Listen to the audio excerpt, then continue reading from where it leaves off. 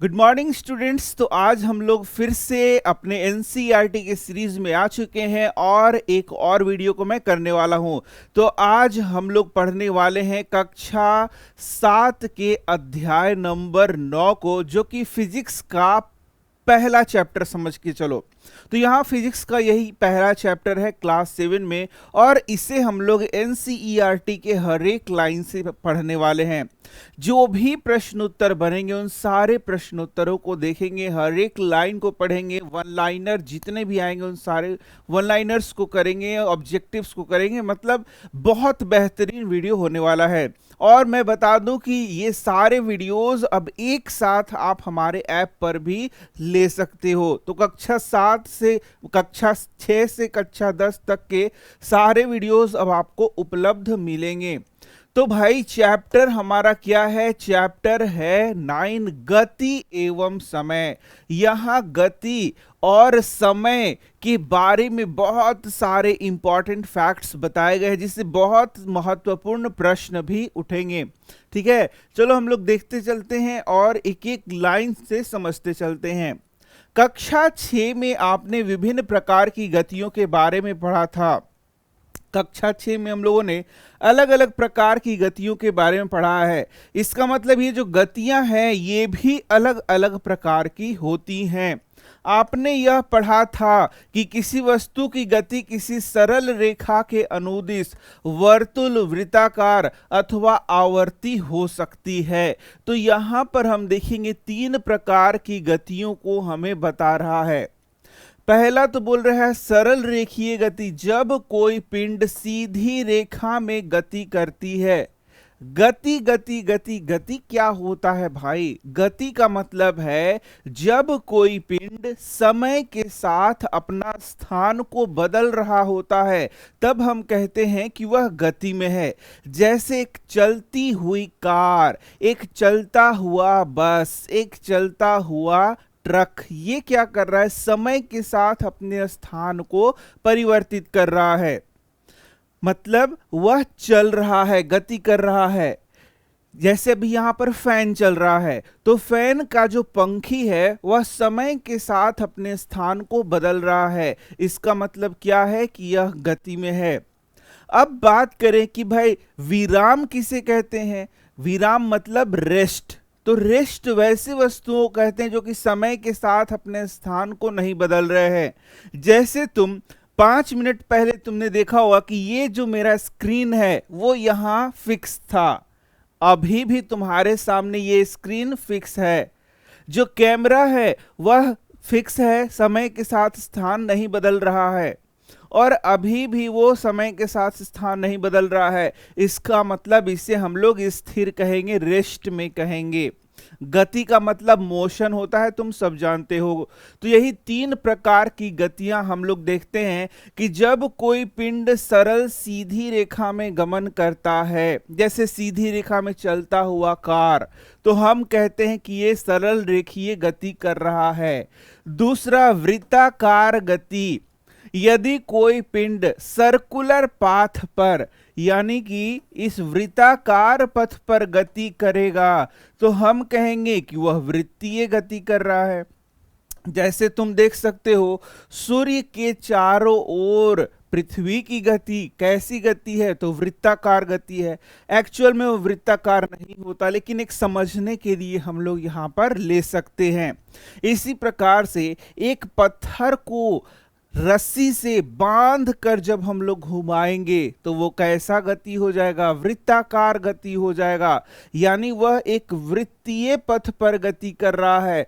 तो इस प्रकार के गति को हम लोग क्या कहते हैं? वृत्ताकार गति कहते हैं। इसके बाद होता है आवर्ती गतियां। तीसरा क्या होता है? आवर्ती गतियां। तो यदि कोई पिंड, अब बोलोगे सर पिंड पिंड क्या कह रहे हैं? पिंड का मतलब कोई भी वस्तु, कोई भी चीज जो गति कर रहा हो, उसको हम लोग पिंड के नाम से भी जानते हैं, ऑब्जेक्ट के नाम से भी जानते हैं। तो यदि कोई पिंड किसी खास पॉइंट के इर्द गिर्द दोलन कर रहा है, इर्द गिर्द गति कर रहा है, तो उसे हम लोग क्या कहते हैं? उसे हम लोग आवर्ती गति कहते हैं। जैसे झूले की गति, तुम देखोगे किसी पॉइंट से जो झूला झूलता है वो पीछे जाता है, आगे जाता है, पीछे जाता है, आगे जाता है, यानी एक फिक्स पॉइंट के इर्द गिर्द वो क्या करता है, गति करता है। तो इसे हम लोग क्या कहते हैं, दोलन गति कहते हैं। पहले के जमाने में घड़ी होता था, उसमें पेंडुलम लगा रहता था, वो भी आगे पीछे इस तरीके से गति करता था। इसे हम लोग आवर्ती गति के नाम से जानते हैं। सारणी 9.1 में गतियों के कुछ अन्य उदाहरण यानी सामान्य उदाहरण दिए गए हैं। प्रत्येक उदाहरण में गति का प्रकार को आपको बताना है। यहां देखो कौन कौन सा गति यहां पर बता रहा है। तो मार्च पास्ट करते सैनिक, मार्च पास्ट करते सैनिक मतलब सीधे जा रहे हैं। यदि सैनिक तो सीधे जा रहे हैं तो सरल रेखीय गति है, लेकिन उनके हाथ की गति देखोगे तो आगे पीछे एक बिंदु के आगे पीछे हो रहा है। यानी यदि हाथ की गति देखें तो बताओ कैसा गति होगा, तो हाथ का गति आवर्ती गति होगा। ठीक है, हाथ का गति कैसा हो जाएगा, आवर्ती गति। सीधी सड़क पर चलती बैलगाड़ी है, वो सरल रेखीय गति है। दौड़ते धावक के हाथों की गति, तो यदि हाथ की गति देखेंगे, यदि आगे पीछे हो रहा है किसी बिंदु के तो आवर्ती गति लेंगे। चलती साइकिल के पैडल की गति, पैडल क्या कर रहा है, ऐसे घूम रहा है नीचे से ऊपर, गोल नहीं वर्ड यूज करेंगे, याद रखना हम लोग सर्कुलर या वृत्तीय वर्ड यूज करेंगे। तो वृत्तीय अवस्था में मतलब कि वृत्तीय मार्ग में, पथ पर वो चल रहा है, यानी वृत्तीय गति को करेगा। सूर्य के चारों ओर पृथ्वी की गति, तो यहां पर अभी हम लोग इसे किस गति के नाम से जानेंगे कि ये वृत्ताकार गति है। समझ में आ गया इतना। तो इस तरीके से 3 प्रकार की गतियों को हम लोगों ने समझा यहां पर, और इससे हो सकता है तुमसे प्रश्न पूछ दे। यह हमारा सामान्य अनुभव है कि कुछ वस्तुओं की गति मंद होती है जबकि कुछ अन्य वस्तुओं की गति तीव्र होती है। अब ये मंद गति क्या है, तीव्र गति क्या है, इसको हम लोग देखते हैं। अब देखना मंद अथवा तीव्र गति, तो यहां देख सकते हो बच्चों, ये है हमारा सबसे पहला टॉपिक, मंद और तीव्र गति। इसके पहले तुम देखोगे कहीं भी गति का परिभाषा नहीं दिया गया है। तो गति का परिभाषा मैंने बता दिया कि मोशन या गति कब होगा, जब कोई वस्तु समय के साथ अपने स्थान को बदलता है। जैसे अब इसको मैं एक बार यहां दिखा भी देता हूं।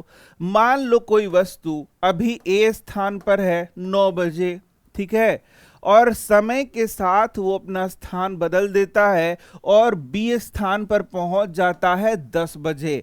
यानी कि समय के साथ उसने अपना स्थान बदल दिया। जैसे मान लो ये कार है यहाँ पर, तो कार ए से कहां पहुंच गया, बी पर, तो हम बोलेंगे कि वह गति में है।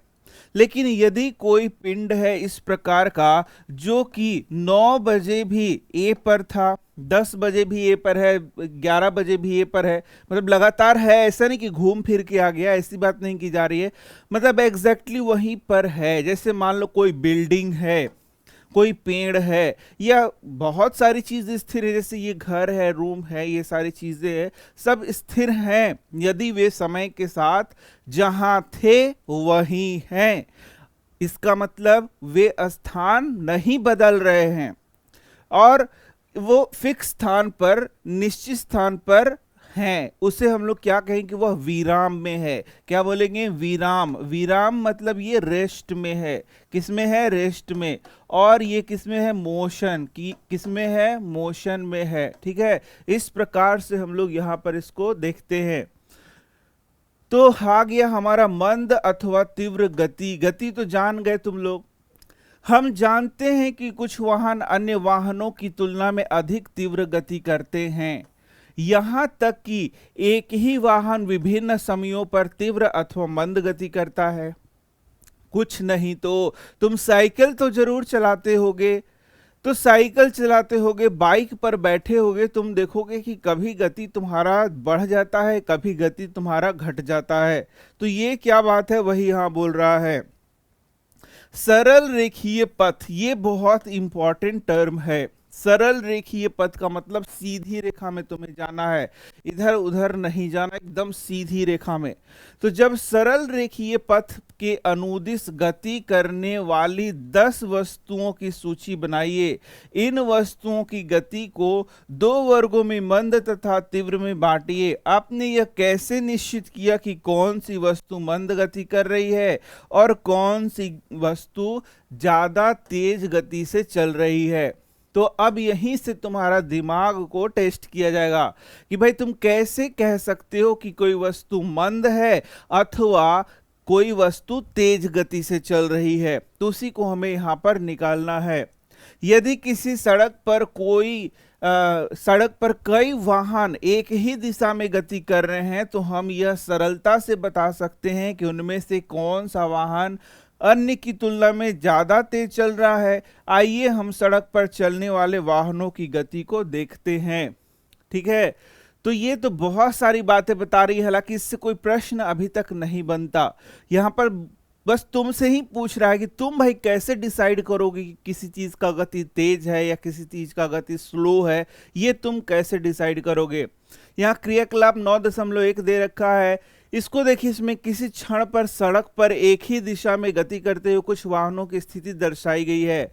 अब चित्र 9.2 में देखिए, इनमें उन्हीं वाहनों की कुछ समय के पश्चात स्थिति को दर्शाई गई है।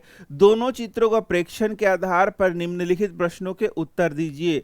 तो यहाँ पर 2 चित्र दिया गया है, 9.1 और 9.2। यहाँ देखना, तो 9.1 में कुछ गाड़ियों को दिखाया गया है, 9.2 में भी कुछ गाड़ियों को दिखाया गया है। ठीक है, तो तुम देख सकते हो यहां पर किस प्रकार से गाड़ियों की स्थिति को दिखाया गया है।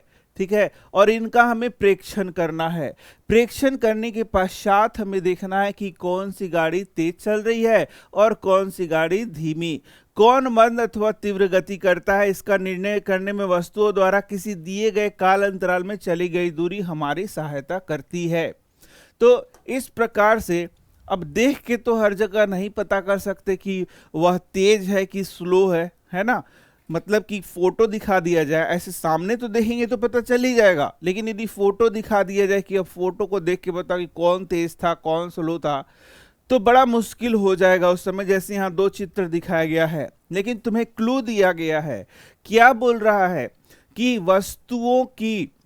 वस्तुओं द्वारा किसी दिए गए समय अंतराल में चली गई दूरी के द्वारा हम ज्ञात कर सकते हैं कि वह तेज चल रहा है कि स्लो चल रहा है।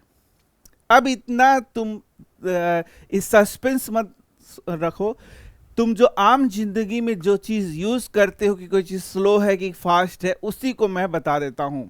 तो तुम क्या कहते हो कि जानते हो मेरे दोस्त, मैं 100 की स्पीड में गाड़ी चलाता हूं। तो तुम्हारा दोस्त बोलेगा क्या तेरा स्पीड है, मैं तो 140 भगा देता हूं। तो तुम्हारा बगल वाला बोलेगा कि अरे यार मैं तो 5 के ही स्पीड से चलता हूं। ये वर्ड्स तुमने जरूर यूज किया होगा, और ये वर्ड्स फिर स्पीड को बताते, हमारी चाल को बताते हैं। तो कोई पिंड तेज चल रहा है अथवा मंद चल रहा है, उसके लिए हम चली गई दूरी किसका उपयोग करते हैं? दूरी का। कितना दूरी वह वस्तु चला है किसी खास समयांतराल में। खास समयांतराल मतलब कोई खास समय में वह कितना दूरी तय किया है, उसके द्वारा पता कर देते हैं कि वह किस स्पीड में चल रहा है, वह धीमा चल रहा है कि तेज चल रहा है। तो कोई वस्तु धीमा अथवा तेज चल रहा है वो कैसे पता करते हैं? उसके चाल के द्वारा, उसके स्पीड के द्वारा। चाल को ही हम लोग क्या कहते हैं? स्पीड कहते हैं। तो चाल के द्वारा हम लोग पता करते हैं कि कोई वस्तु तेज चल रहा है अथवा धीमा चल रहा है, फास्ट चल रहा है अथवा स्लो चल रहा है। तो वही यहाँ पर बताया गया है। तो यही क्लू तुम्हें दिया गया है कि वस्तुओं द्वारा किसी दिए गए काल अंतराल में, यानी समय, इसका मतलब वह फास्ट चल रहा है कि स्लो, उसके लिए हमें क्या चाहिए? समय चाहिए। और कहां तक चाहिए? तो कितना चली गई दूरी है, यानी दूरी चाहिए। तो दूरी और समय हमें पता चल जाएगा, तो हमें चाल पता चल जाएगा, और चाल ही बताएगा कि वह कितना फास्ट चल रहा है या कितना स्लो चल रहा है। जैसे अब यहाँ पर एक एग्जांपल दे रहा हूं, पढ़ाना तो है ही सारा चीज।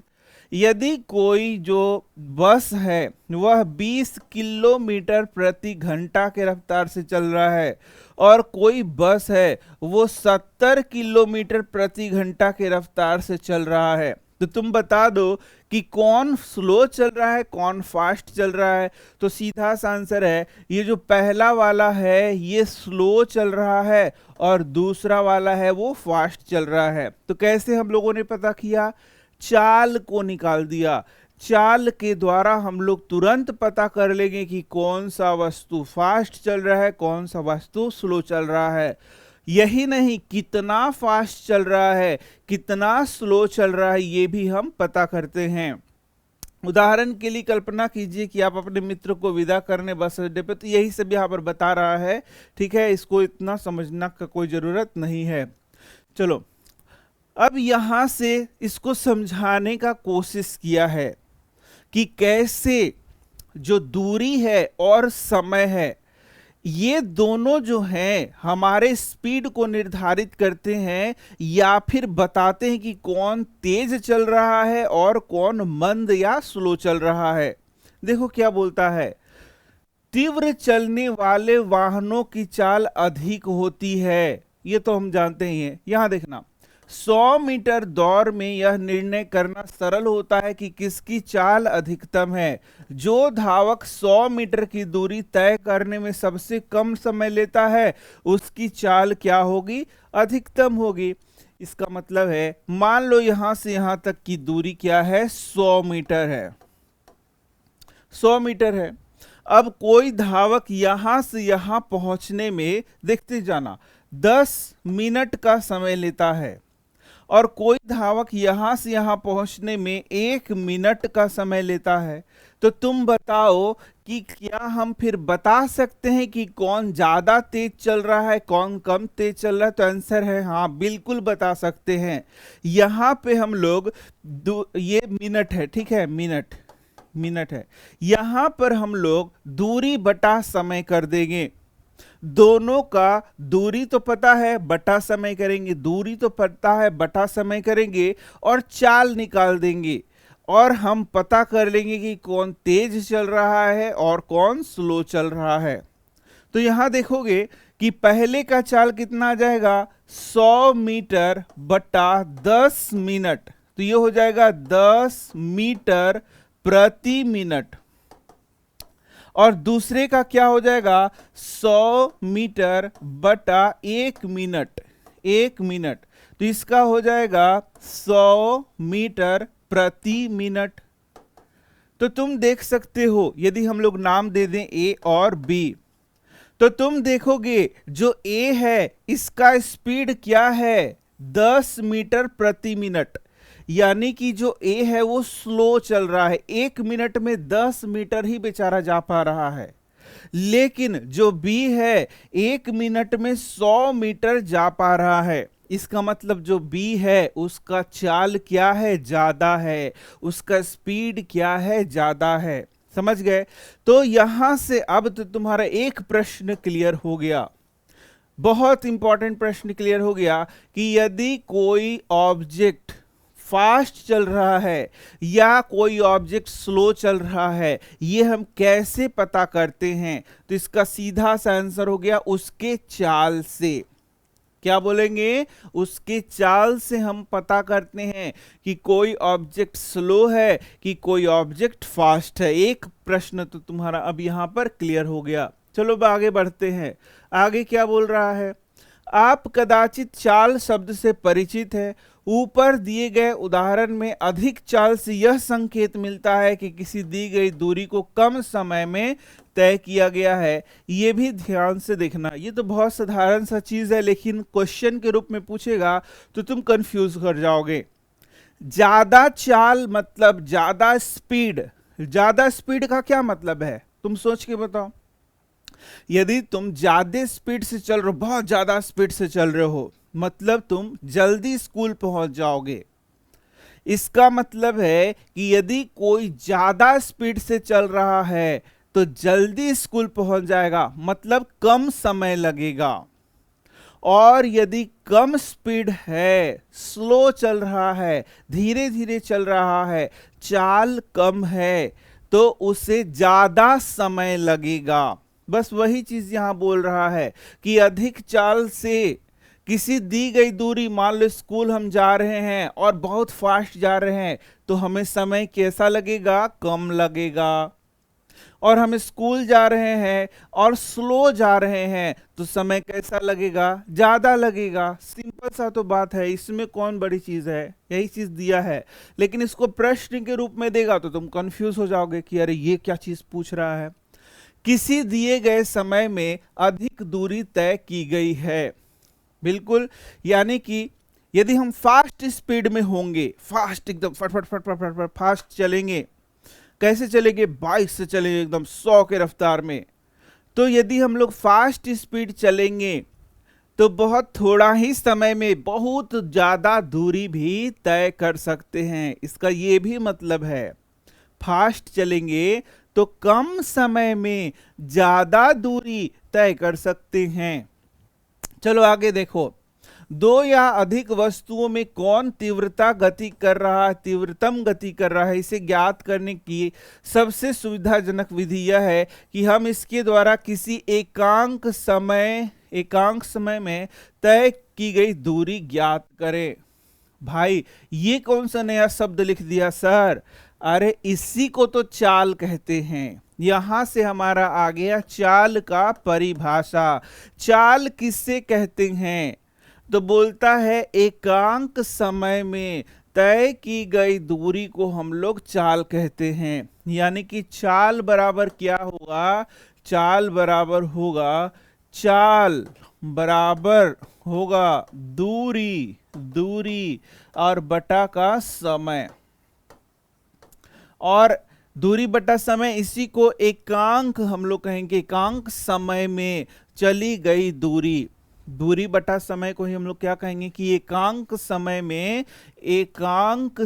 में चली गई दूरी को हम लोग चाल कहते हैं। समझ में आ रहा है? तो इस तरीके से इसे चाल का परिभाषा यहां पर बोल रहा है कि चाल किसे कहते हैं। चलो आगे देखो, इस प्रकार यदि हम दो बसों द्वारा 1 घंटे में तय की गई दूरी जानते हैं, तब हम यह बता सकते हैं कि उसमें से कौन अपेक्षाकृत मंद है। किसी वस्तु द्वारा एकांक समय में तय की गई दूरी को हम उस वस्तु का चाल कहते हैं। यहां देखो स्पष्ट लिख दिया गया है इसका परिभाषा। तो भाई सबसे इंपॉर्टेंट जो चीज है यहां पर वो है परिभाषा। परिभाषा एकदम अच्छे से याद कर लेना है हमें। परिभाषा से जरूर प्रश्न पूछेगा कि चाल किसे कहते हैं।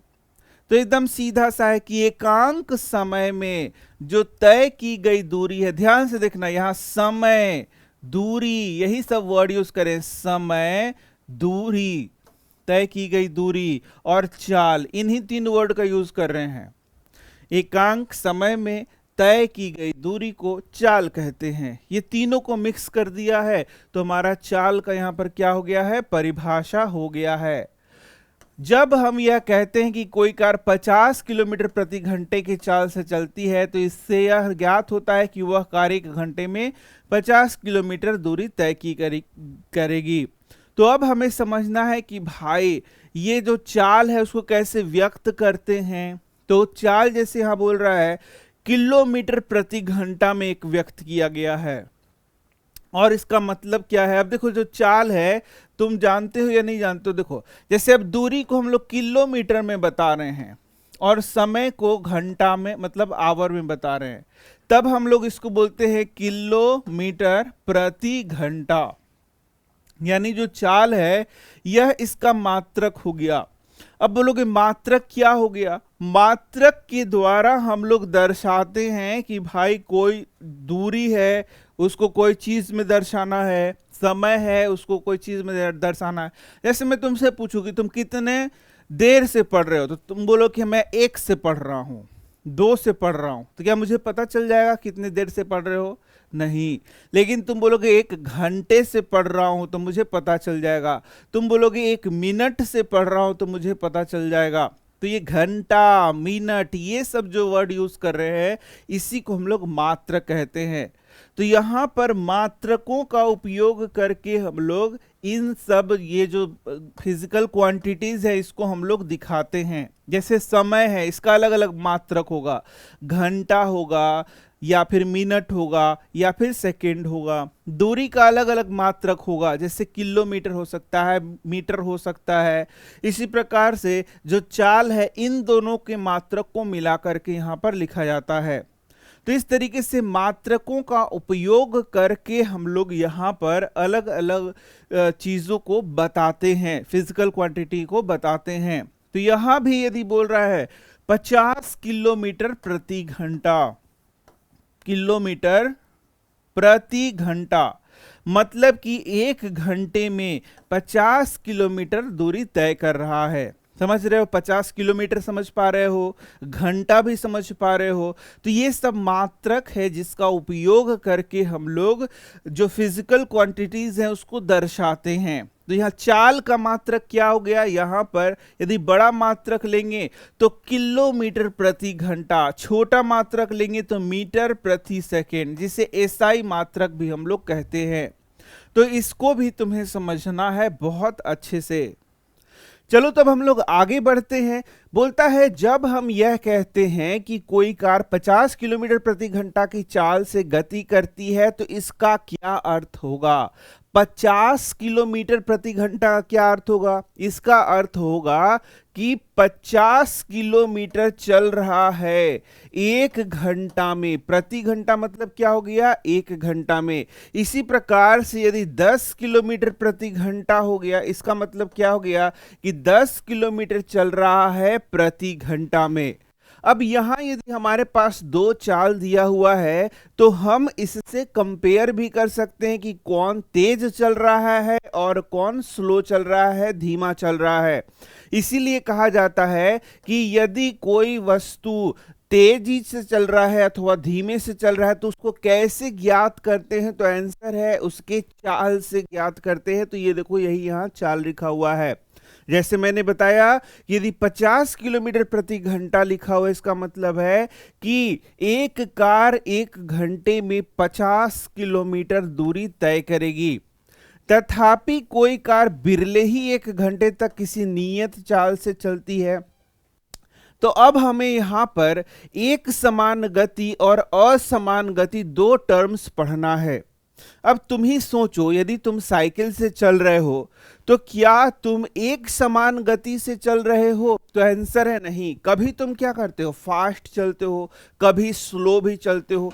फास्ट कब चलते हो? जब सड़क अच्छी है और खाली सड़क है तब तुम फास्ट चलते हो। जैसे ही कुछ दूसरी गाड़ियां सामने आ गई तो तुम स्लो कर लेते हो, या फिर कुछ गड्ढे आ गए तो तुम स्लो कर लेते हो। इस प्रकार से हम जब चल रहे होते हैं तो दो प्रकार की गति से चल सकते हैं। एक तो ऐसी गति जो कि एक समान होती है और एक ऐसी गति होगी जो कि असमान होगी। तो उसी के बारे में हम लोग यहां देखेंगे। वास्तव में वह धीमी चाल से गति आरंभ करके फिर अपनी चाल बढ़ाती है। अतः जब हम यह कहते हैं कि किसी कार की चाल 50 किलोमीटर प्रति घंटा है तो क्या होता है, हम प्रायः केवल कार द्वारा 1 घंटे में तय की गई दूरी पर विचार करते हैं। हम इसकी चिंता नहीं करते कि इस 1 घंटे की अवधि में कार नियत चाल से चल रही है कि नहीं। वास्तव में यहाँ परिकलित की गई चाल कार की औसत चाल कहलाती है। इस पुस्तक में हम औसत चाल के लिए चाल शब्द का उपयोग करेंगे। यहाँ पर अब थोड़ा सा और बता रहा है, ध्यान से देखो, औसत चाल की बात बता रहा है। तो जैसे मैंने बताया कि हम जब चलते हैं तो चलते समय हमारा जो स्पीड है, हमारा जो चाल है वह नियत नहीं होता। इस कारण से हम यहां पर जो भी चाल को लेते हैं तो वह एक औसत चाल को दिखाया जाता है। यदि 50 किलोमीटर प्रति घंटा लिखा गया है तो यह औसत चाल को दिखा रहा है। इसका मतलब एक घंटे में हम लोगों ने 50 किलोमीटर दूरी तय किया है, तो कभी हमारा जो स्पीड हुआ होगा वह 10 किलोमीटर प्रति घंटा भी होगा, कभी 20 किलोमीटर प्रति घंटा होगा, कभी 70 किलोमीटर प्रति घंटा होगा। इस प्रकार से एक एवरेज जो आया वो था हमारा 50 किलोमीटर प्रति घंटा। समझ पा रहे हो जो मैं बता रहा हूं कि कभी हमारा जो स्पीड है वो स्लो हुआ, फास्ट हुआ, स्लो हुआ, फास्ट हुआ, बहुत तेज हुआ, बहुत स्लो हुआ। इस प्रकार से कभी ज्यादा कभी कम, कभी मतलब यहां पर जो स्पीड है वह एक समान नहीं था। और इसलिए ऑन एन एवरेज हम देखते हैं कि एक घंटा जब हम चले हैं तो 50 किलोमीटर हम लोगों ने तय कर लिया। तो क्या 50 किलोमीटर प्रति घंटा की रफ्तार से ही शुरू किया था और 50 किलोमीटर प्रति घंटा की रफ्तार से ही चले हमेशा? तो आंसर है नहीं, कभी स्लो हुआ, कभी फास्ट हुआ। इस तरीके से करते करते ऑन एन एवरेज हम लोगों ने, एवरेज मतलब कि यहां पर औसत रूप से हम लोगों ने एक घंटे में 50 किलोमीटर दूरी तय कर लिया। इसीलिए हम यहां पर इसे अब औसत चाल के रूप में देखेंगे। और यहां बोल भी रहा है कि जो हम लोग चाल वर्ड यूज कर रहे हैं वह एक्चुअली में औसत चाल को हम लोग यहां पर दिखाएंगे, इस बुक में अभी बता रहा है। चलो यहां से अब एक इंपॉर्टेंट हम लोगों को सूत्र भी मिल जाता है। चाल बराबर या औसत चाल बराबर क्या है? तो चाल या औसत चाल यहां पर हो गया तय की गई कुल दूरी बटा लिया गया कुल समय। कुल कितनी दूरी तय की गई और कुल कितना समय लगा, उन दोनों को यहां पर जब हम लोग रखेंगे तो इस तरीके से हमें औसत चाल मिल जाएगा।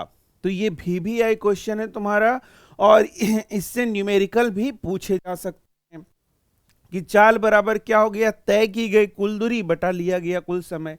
इसको और शॉर्ट फॉर्म में हम लोग कहते हैं चाल बराबर दूरी बटा समय। तुमने पढ़ा भी होगा, इसको अभी से ही हमें याद कर लेना है कि चाल बराबर क्या है, दूरी बटा समय। यदि दूरी निकालना होगा तो इन दोनों को गुना करेंगे, चाल गुना समय हो जाएगा। इस प्रकार से यहां पर ये जो फॉर्मूला हमारा बन रहा है, इससे दूरी भी निकाल सकते हैं, समय भी निकाल सकते हैं, चाल भी निकाल सकते हैं। शर्त यह है कि दो चीज दिया होना चाहिए। तीन यहां पर फिजिकल क्वांटिटीज हैं, इनमें से यदि दो दिया होगा तो तीसरा हम निकाल लेंगे गणित के सहारा से, मैथ्स के सहारा से। तो इस तरीके से यहां हम लोग कर सकते हैं। अब जैसे मैं बता रहा था कि जब हम लोग चल रहे थे, हम लोग अपनी बात कर रहे हैं, तो हम लोगों का जो चाल है वह असमान गति है। लेकिन बहुत सारे ऐसे पिंड हैं जो कि एक समान गति से चल रहे होते हैं। जैसे मान लो कि फैन है, एक खास स्पीड में यदि चला दिया जाए तो वह एक समान गति से लगातार चलता रहेगा, वह असमान गति को नहीं करेगा। एकदम एक खास पार्टिकुलर स्पीड में चल रहा है तो वो चल रहा है तो चल रहा है तो चल रहा है, ठीक है। ऐसा नहीं कभी कम कभी ज्यादा, कभी कम कभी ज्यादा, ऐसा स्पीड उसका नहीं होगा। इसी प्रकार से हम लोग यहाँ पर गति को दो तरीके से डिवाइड करके पढ़ते हैं। एक तो हम लोग कहते हैं एक समान गति और दूसरा कहते हैं असमान गति। अब ये जो एक समान गति है और असमान गति है, ये क्या है? तो ध्यान से हम लोग पढ़ेंगे। पहला पढ़ेंगे यूनिफॉर्म स्पीड, यानी एक समान गति। अब एक समान गति क्या होगा? तो जब कोई पिंड समान समय अंतराल में, समान समय अंतराल मतलब एक खास टाइमिंग हम लोग लेंगे, जैसे कि यहां से यहां 1 मिनट का हम लोगों ने समय अंतराल लिया है, तो 1 मिनट 1 मिनट 1 मिनट, तो समान समय अंतराल हो गया। तो समान समय अंतराल में 1 मिनट भी ले सकते हैं, 2 मिनट भी ले सकते हैं, 5 मिनट भी ले सकते हैं, एक समय अंतराल हम लोग यहां लेंगे। तो समान समय अंतराल में समान दूरी तय कर रहा है। जैसे पहले मिनट में 1 किलोमीटर दूरी तय किया, फिर नेक्स्ट 1 मिनट में 1 किलोमीटर ही दूरी तय किया, फिर नेक्स्ट 1 मिनट में 1 किलोमीटर ही दूरी तय कर रहा है, यानी हर एक मिनट में 1 किलोमीटर ही दूरी तय करता है। तो समान समय अंतराल हो गया और उसमें समान दूरी तय करेगा, तब हम लोग कहेंगे कि वह एक समान गति से चल रहा है। उसका चाल क्या हो जाएगा? एक समान चाल हो जाएगा। उसका गति क्या हो जाएगा? एक समान गति होगा, या फिर उसको यूनिफॉर्म स्पीड के नाम से भी हम लोग बोल सकते हैं।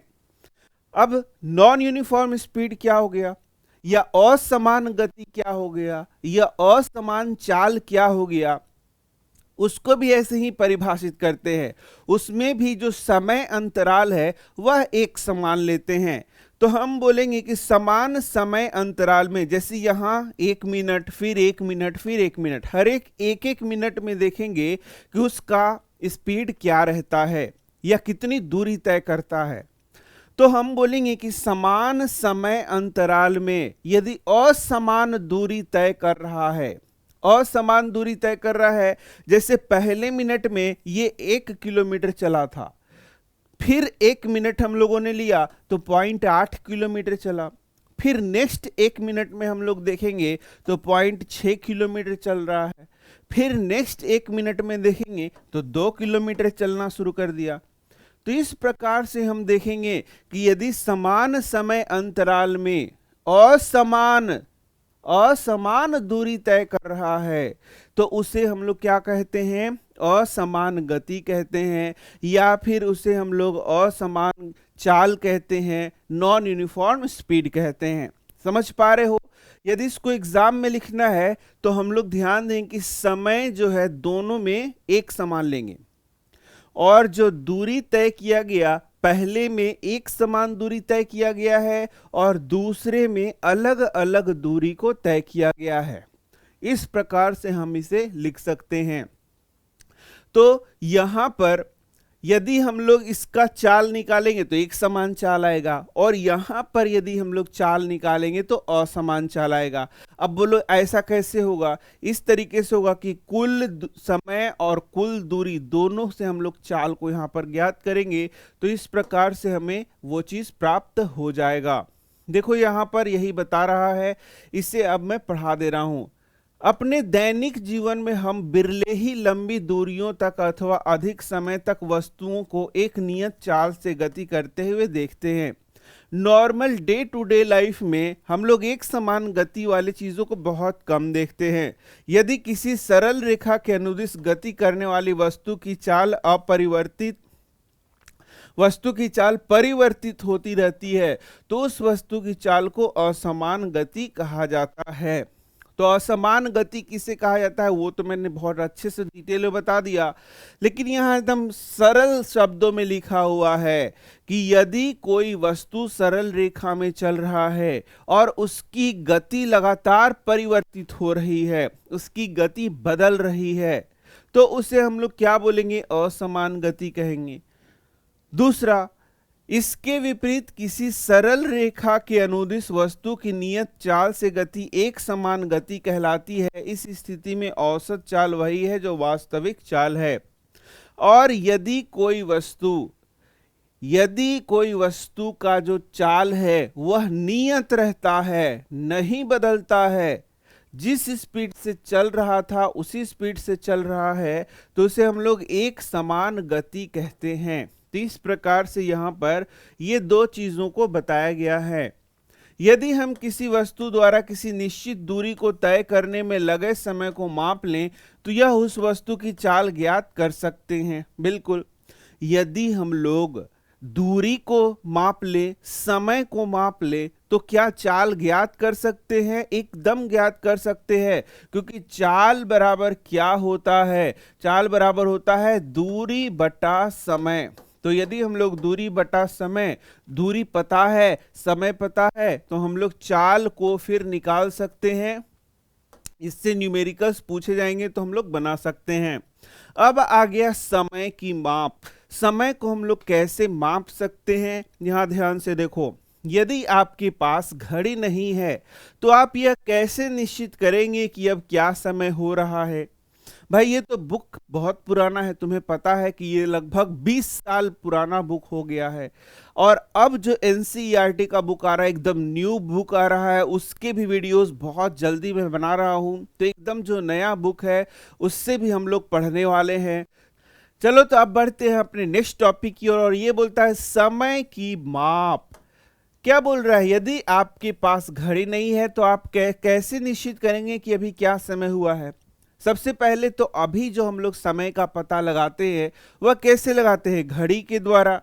तो घड़ी से हम लोग देखते हैं कि भाई क्या टाइम हुआ है और हम लोग पता कर लेते हैं कि अभी क्या समय है, दिन है कि रात है, शाम है कि सुबह है, दोपहर है, वो सारा पता कर लेते हैं। लेकिन यहाँ पर बोलता है कि क्या आप कभी, आपको यह जानने का उत्सुकता नहीं हुआ कि हमारे बुजुर्ग किस प्रकार केवल छाया देखकर ये अनुमान लगाते थे कि अभी क्या समय हुआ है। हम एक माह के काल अंतराल को कैसे मापते हैं, हम एक वर्ष के काल अंतराल को कैसे मापते हैं। तो यहाँ पर वही बोल रहा है कि भाई पहले तो घड़ी नहीं हुआ करता होगा, काफी समय पहले, तब बुजुर्ग लोग कैसे पता करते होंगे कि क्या टाइम अभी हुआ है। किसी चीज के छाया को देख के शायद पता करते होंगे। इसी प्रकार से एक माह के काल अंतराल को कैसे मापा जाता है, या एक वर्ष के काल अंतराल को, एक वर्ष में कितना दिन होगा, वो कैसे मापा जाता है। समय की माप से हमारा तात्पर्य काल अंतराल की माप से है। बोल चाल में हम समय मापने के लिए किसी घड़ी का उपयोग के बारे में चर्चा करते हैं, तब हमारा अभिप्राय काल अंतराल का मापन ही होता है। यानी कि समय मतलब काल उसको बोला जाता है। तुमने पढ़ा भी होगा कि समय को हम लोग काल के नाम से भी जानते हैं। काल अंतराल का जो मापन होता है उसी को हम लोग समय कह रहे हैं।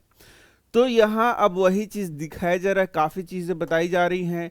हमारे पूर्वजों ने यह देखा कि प्रकृति में बहुत सी घटनाएं निश्चित अंतरालों के पश्चात स्वयं दोहराती रहती हैं। उदाहरण के लिए उन्होंने यह पाया कि सूर्य प्रतिदिन प्रातः उदय होता है। एक सूर्योदय से अगले सूर्योदय के बीच के समय को एक दिन कहा गया। काल अंतराल, तो प्रकृति में बहुत सारी घटनाएं होती हैं जो कि दोहराती हैं। जैसे कि तुम देखोगे, प्रतिदिन सूर्योदय हो रहा है, उसके बाद सूर्यास्त हो रहा है, फिर नेक्स्ट डे फिर सूर्योदय हो रहा है, फिर सूर्यास्त हो रहा है। प्रति वर्ष की बात करें तो हम देखेंगे कि ठंडे की ऋतु आ रही है, फिर अगले वर्ष ही ठंडे की ऋतु आ रही है, लगभग उसी समय ग्रीष्म की ऋतु आ रही है, फिर अगले वर्ष ग्रीष्म की ऋतु आ रही है। तो यही काल अंतराल जो यहाँ पर बोला गया है। तो आज यदि सूर्योदय हो रहा है तो आज के सूर्योदय से कल का जो सूर्योदय होगा उतने देर के काल अंतराल को एक दिन कहा गया। अब एक दिन में 24 घंटे तुम्हें पता है। कभी भी तुमसे पूछे कि एक दिन में कितने घंटे होते हैं, तो हम लोग एक दिन में सोचते हैं कि दिन और रात, तो दिन में 12 घंटे, रात में 12 घंटे, और हम आंसर कर देते हैं 12 घंटे। तो आंसर गलत हो जाता है। दिन उस काल अंतराल को यहां कहा जा रहा है जो कि एक सूर्योदय से अगले सूर्योदय तक के बीच का समय हो। तो यहां पर ये कितना देर हो जाएगा, 24 घंटे। ये एक क्वेश्चन आ सकता है कभी, तो इसे हम लोग 24 घंटे बोलते हैं एक दिन का मतलब। इसी प्रकार एक अमावस्या 9 चंद्र से अगली अमावस्या के बीच के समय की माप माह के रूप में जानी जाती है। तो ये सब तो ठीक है, ये सब याद रखना है कि एक क्या बोल रहा है, अमावस्या से दूसरे अमावस्या के बीच का जो दिन होता है, अब उसे एक माह के रूप में हम लोग ले रहे हैं। एक वर्ष उस समय के लिए नियत किया जाता है जिसमें समय में पृथ्वी सूर्य की एक परिक्रमा पूरी कर लेती है। अब एक वर्ष किसे लेंगे तो वह काल खंड होगा जिसमें सूर्य की परिक्रमा करते हुए जो पृथ्वी है एक बार पूर्ण रूप से सूर्य की परिक्रमा कर लेगा, तो वह एक साल समय कहा जाएगा।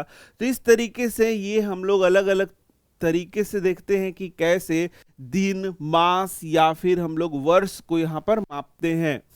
प्राय हम एक दिन में काफी छोटे समय अंतरालों को मापने की भी आवश्यकता पड़ती है। अब एक दिन में 24 घंटे होंगे, तो 24 घंटे होंगे तो अब प्रत्येक घंटे की माप हमें चाहिए। फिर उस घंटे में भी छोटा मिनट हमें चाहिए, फिर कभी सेकंड का भी उपयोग करते हैं। संभवतः समय मापने की सबसे सामान्य युक्ति घड़ियां ही हैं। क्या आपको कभी यह जानने की उत्सुकता हुई है कि घड़ियां समय कैसे मापती हैं? तो यहाँ देखो, अब घड़ी के बारे में बता रहा है। घड़ियों की कार्यविधि काफी जटिल होती है, परंतु सभी घड़ियों में आवर्ती गति का उपयोग किया जाता है। आवर्ती गति क्या है? आवर्ती गति को ही दोलन गति कहते हैं। शुरू में ही बता दिया, जब कोई पिंड एक खास पॉइंट के इर्द गिर्द गति करता है तो उसे हम लोग आवर्ती गति या दोलन गति कहते हैं। तो यहाँ पर क्वेश्चन यदि आ गया कि सभी घड़ियां किस गति का उपयोग करती हैं, तो हमें बोलना है कि आवर्ती गति का उपयोग करती हैं। इस प्रकार से यहाँ देखो, ये डिजिटल घड़ी, अब तो डिजिटल घड़ी का जमाना आ गया और ये घड़ियां तुम्हारे घर में होंगी ही। तो इस तरीके से ये घड़ियां, हम लोग इन घड़ियों का उपयोग करके क्या करते हैं, समय की माप करते हैं। अब घड़ियां तुम्हारे तो एक सामान्य सी चीज है, तुम सबके पास मोबाइल है और मोबाइल में भी तुम घड़ी का उपयोग कर रहे हो। आवर्ती गति का एक चिर परिचित उदाहरण सरल लोलक है। सरल लोलक हम लोगों ने पढ़ लिया है कि सरल लोलक यदि एक धागा है, धागे से एक बॉल को लटका देंगे और इस प्रकार से वो यदि गति कराएंगे तो ये जो गति होता है इसे ही हम लोग क्या कहते हैं, आवर्ती गति कहते हैं। यानी वो जो लोलक है वो इधर जाएगा, फिर इधर, फिर इधर, यानी मिड पॉइंट के वो इर्द गिर्द क्या करता है, दोलन करता है, गति करता है। उसी को हम लोग क्या कहते हैं, आवर्ती गति कहते हैं। सरल लोलक धातु का एक छोटा गोले अथवा पत्थर के टुकड़े को किसी दृढ़ स्टैंड में धागे द्वारा निलंबित करके बनाया जा सकता है। धातु के गोले को लोलक या गोलक कहा जाता है। तो यही चीज है, यहाँ पर भी तुम देख सकते हो सरल लोलक को, एक यहाँ देख सकते हो, ये देखो, ये जो घड़ी में ऐसे लटकाया गया है यही क्या है, एक सरल लोलक को दिखा रहा है। इस प्रकार से हम लोग यहाँ पर धातु के चीज को लटका देंगे या पत्थर को लटका देंगे, यहाँ दृढ़ किसी चीज से इसको हम लोग बांध देंगे और फिर इसको हम लोग कह सकते हैं लोलक। अब जब इसको इधर ला करके हम लोग छोड़ देते हैं तो ये इसके इर्द गिर्द क्या करता है, दोलन करता है इस मिड पॉइंट के। तो इसी को फिर हम लोग क्या बोलते हैं, आवर्ती गति कहते हैं, दोलन गति कहते हैं। इस प्रकार की गति का और उदाहरण तुम देखोगे, जैसे हम लोग झूला पे झूलते हैं तो वहां झूला भी क्या करता है, एक मिड पॉइंट के आगे पीछे इस तरीके से गति को करता है। और भी काफी सारे उदाहरण है, तुम देख सकते हो। यहां देखना, चित्र 9.4 ए में लोलक को अपनी माध्य स्थिति पर विराम अवस्था में दर्शाया गया है। यहां देख सकते हो तुम, यहां पर एक लोलक बनाया गया है। इसमें चित्र ए में क्या दिखाया गया, माध्य स्थिति में दिखाया गया है। ये भी क्वेश्चन तुमसे पूछ सकता है कि भाई चित्र जो ए है इसमें लोलक किस स्थिति में है, तो आंसर है माध्य स्थिति में है। ये देखो, ये वाला जो स्थिति है इसी को हम लोग क्या कहते हैं, माध्य स्थिति कहते हैं। इसके बाद ये इस साइड आ रहा है और फिर ये वापस से दूसरे साइड जा रहा है। तो देखते हैं और क्या क्या बातें तुम्हें सीखनी है। यहां पर देखो, तो लोलक अपना माध्य स्थिति में है।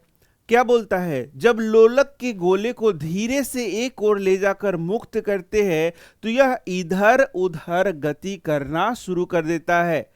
कैसे गति करता है, तो अपने माध्य स्थिति के इधर उधर गति करना शुरू कर देता है। यह इधर उधर गति करना आरंभ कर देता है। सरल लोलक की यह गति आवर्ती अथवा दोलन गति का एक उदाहरण है। तो दोलन गति किसे कहते हैं, मैंने बताया, जब कोई एक पिंड किसी माध्य स्थिति के इर्द गिर्द क्या करती है, गति करती है, तो उसे हम लोग दोलन गति कहते हैं। जब लोलक अपनी माध्य स्थिति से O से आरंभ करके A तक, फिर A से B एवं B से वापस O तक आता है तो यह कहा जाता है कि लोलक ने एक दोलन पूरा कर लिया है। ये क्वेश्चन तुमसे पूछ सकता है कि देखो, यहां ये है लोलक हमारा, ये लोलक O से शुरू करता है, शुरू करने के बाद A तक आता है, ए के बाद बी, देखो यहां ऐसे आया, फिर यहां, फिर वापस यहां माध्य स्थिति में वापस आ जा रहा है। फिर से दिखा दे रहा हूं, यहां ध्यान से देखो कि कैसे ये शुरू किया इसने ओ, फिर ए, फिर ओ तो आएगा ही, फिर बी गया और फिर वापस ओ आ गया। तो ये यहां तक यदि ये आता है, ओ से शुरू करके ए बी फिर ओ आता है, तो एक दोलन इसने पूर्ण कर लिया। ये क्वेश्चन तुम्हारा बन सकता है। ये पूरा स्टेटमेंट यहां लिखा रहेगा। क्या लिखा रहेगा स्टेटमेंट, कि एक लोलक अपनी माध्य स्थिति O से चलता है, फिर वो A आता है, फिर A से B एवं B से वापस O पर आता है। तो यहाँ पर कितना दोलन पूरा किया गया? तो आंसर है इसने एक दोलन पूरा कर लिया, यानी कि एक कंप्लीट उसने साइकिल को पूरा कर लिया। लोलक तब भी एक दोलन पूरा करता है जब इसका गोलक एक चरम स्थिति A से दूसरी चरम स्थिति B पर तथा B से वापस A पर आ जाती है। वो A पर आ जाती है तो हम बोलते हैं कि तब भी इसका एक दोलन पूरा हो गया। अब बोलोगे चरम स्थिति क्या हो गया? तो देखो ये माध्य स्थिति है, इससे ये जो हाईएस्ट पॉइंट यहाँ A गया है यही इसका चरम स्थिति है।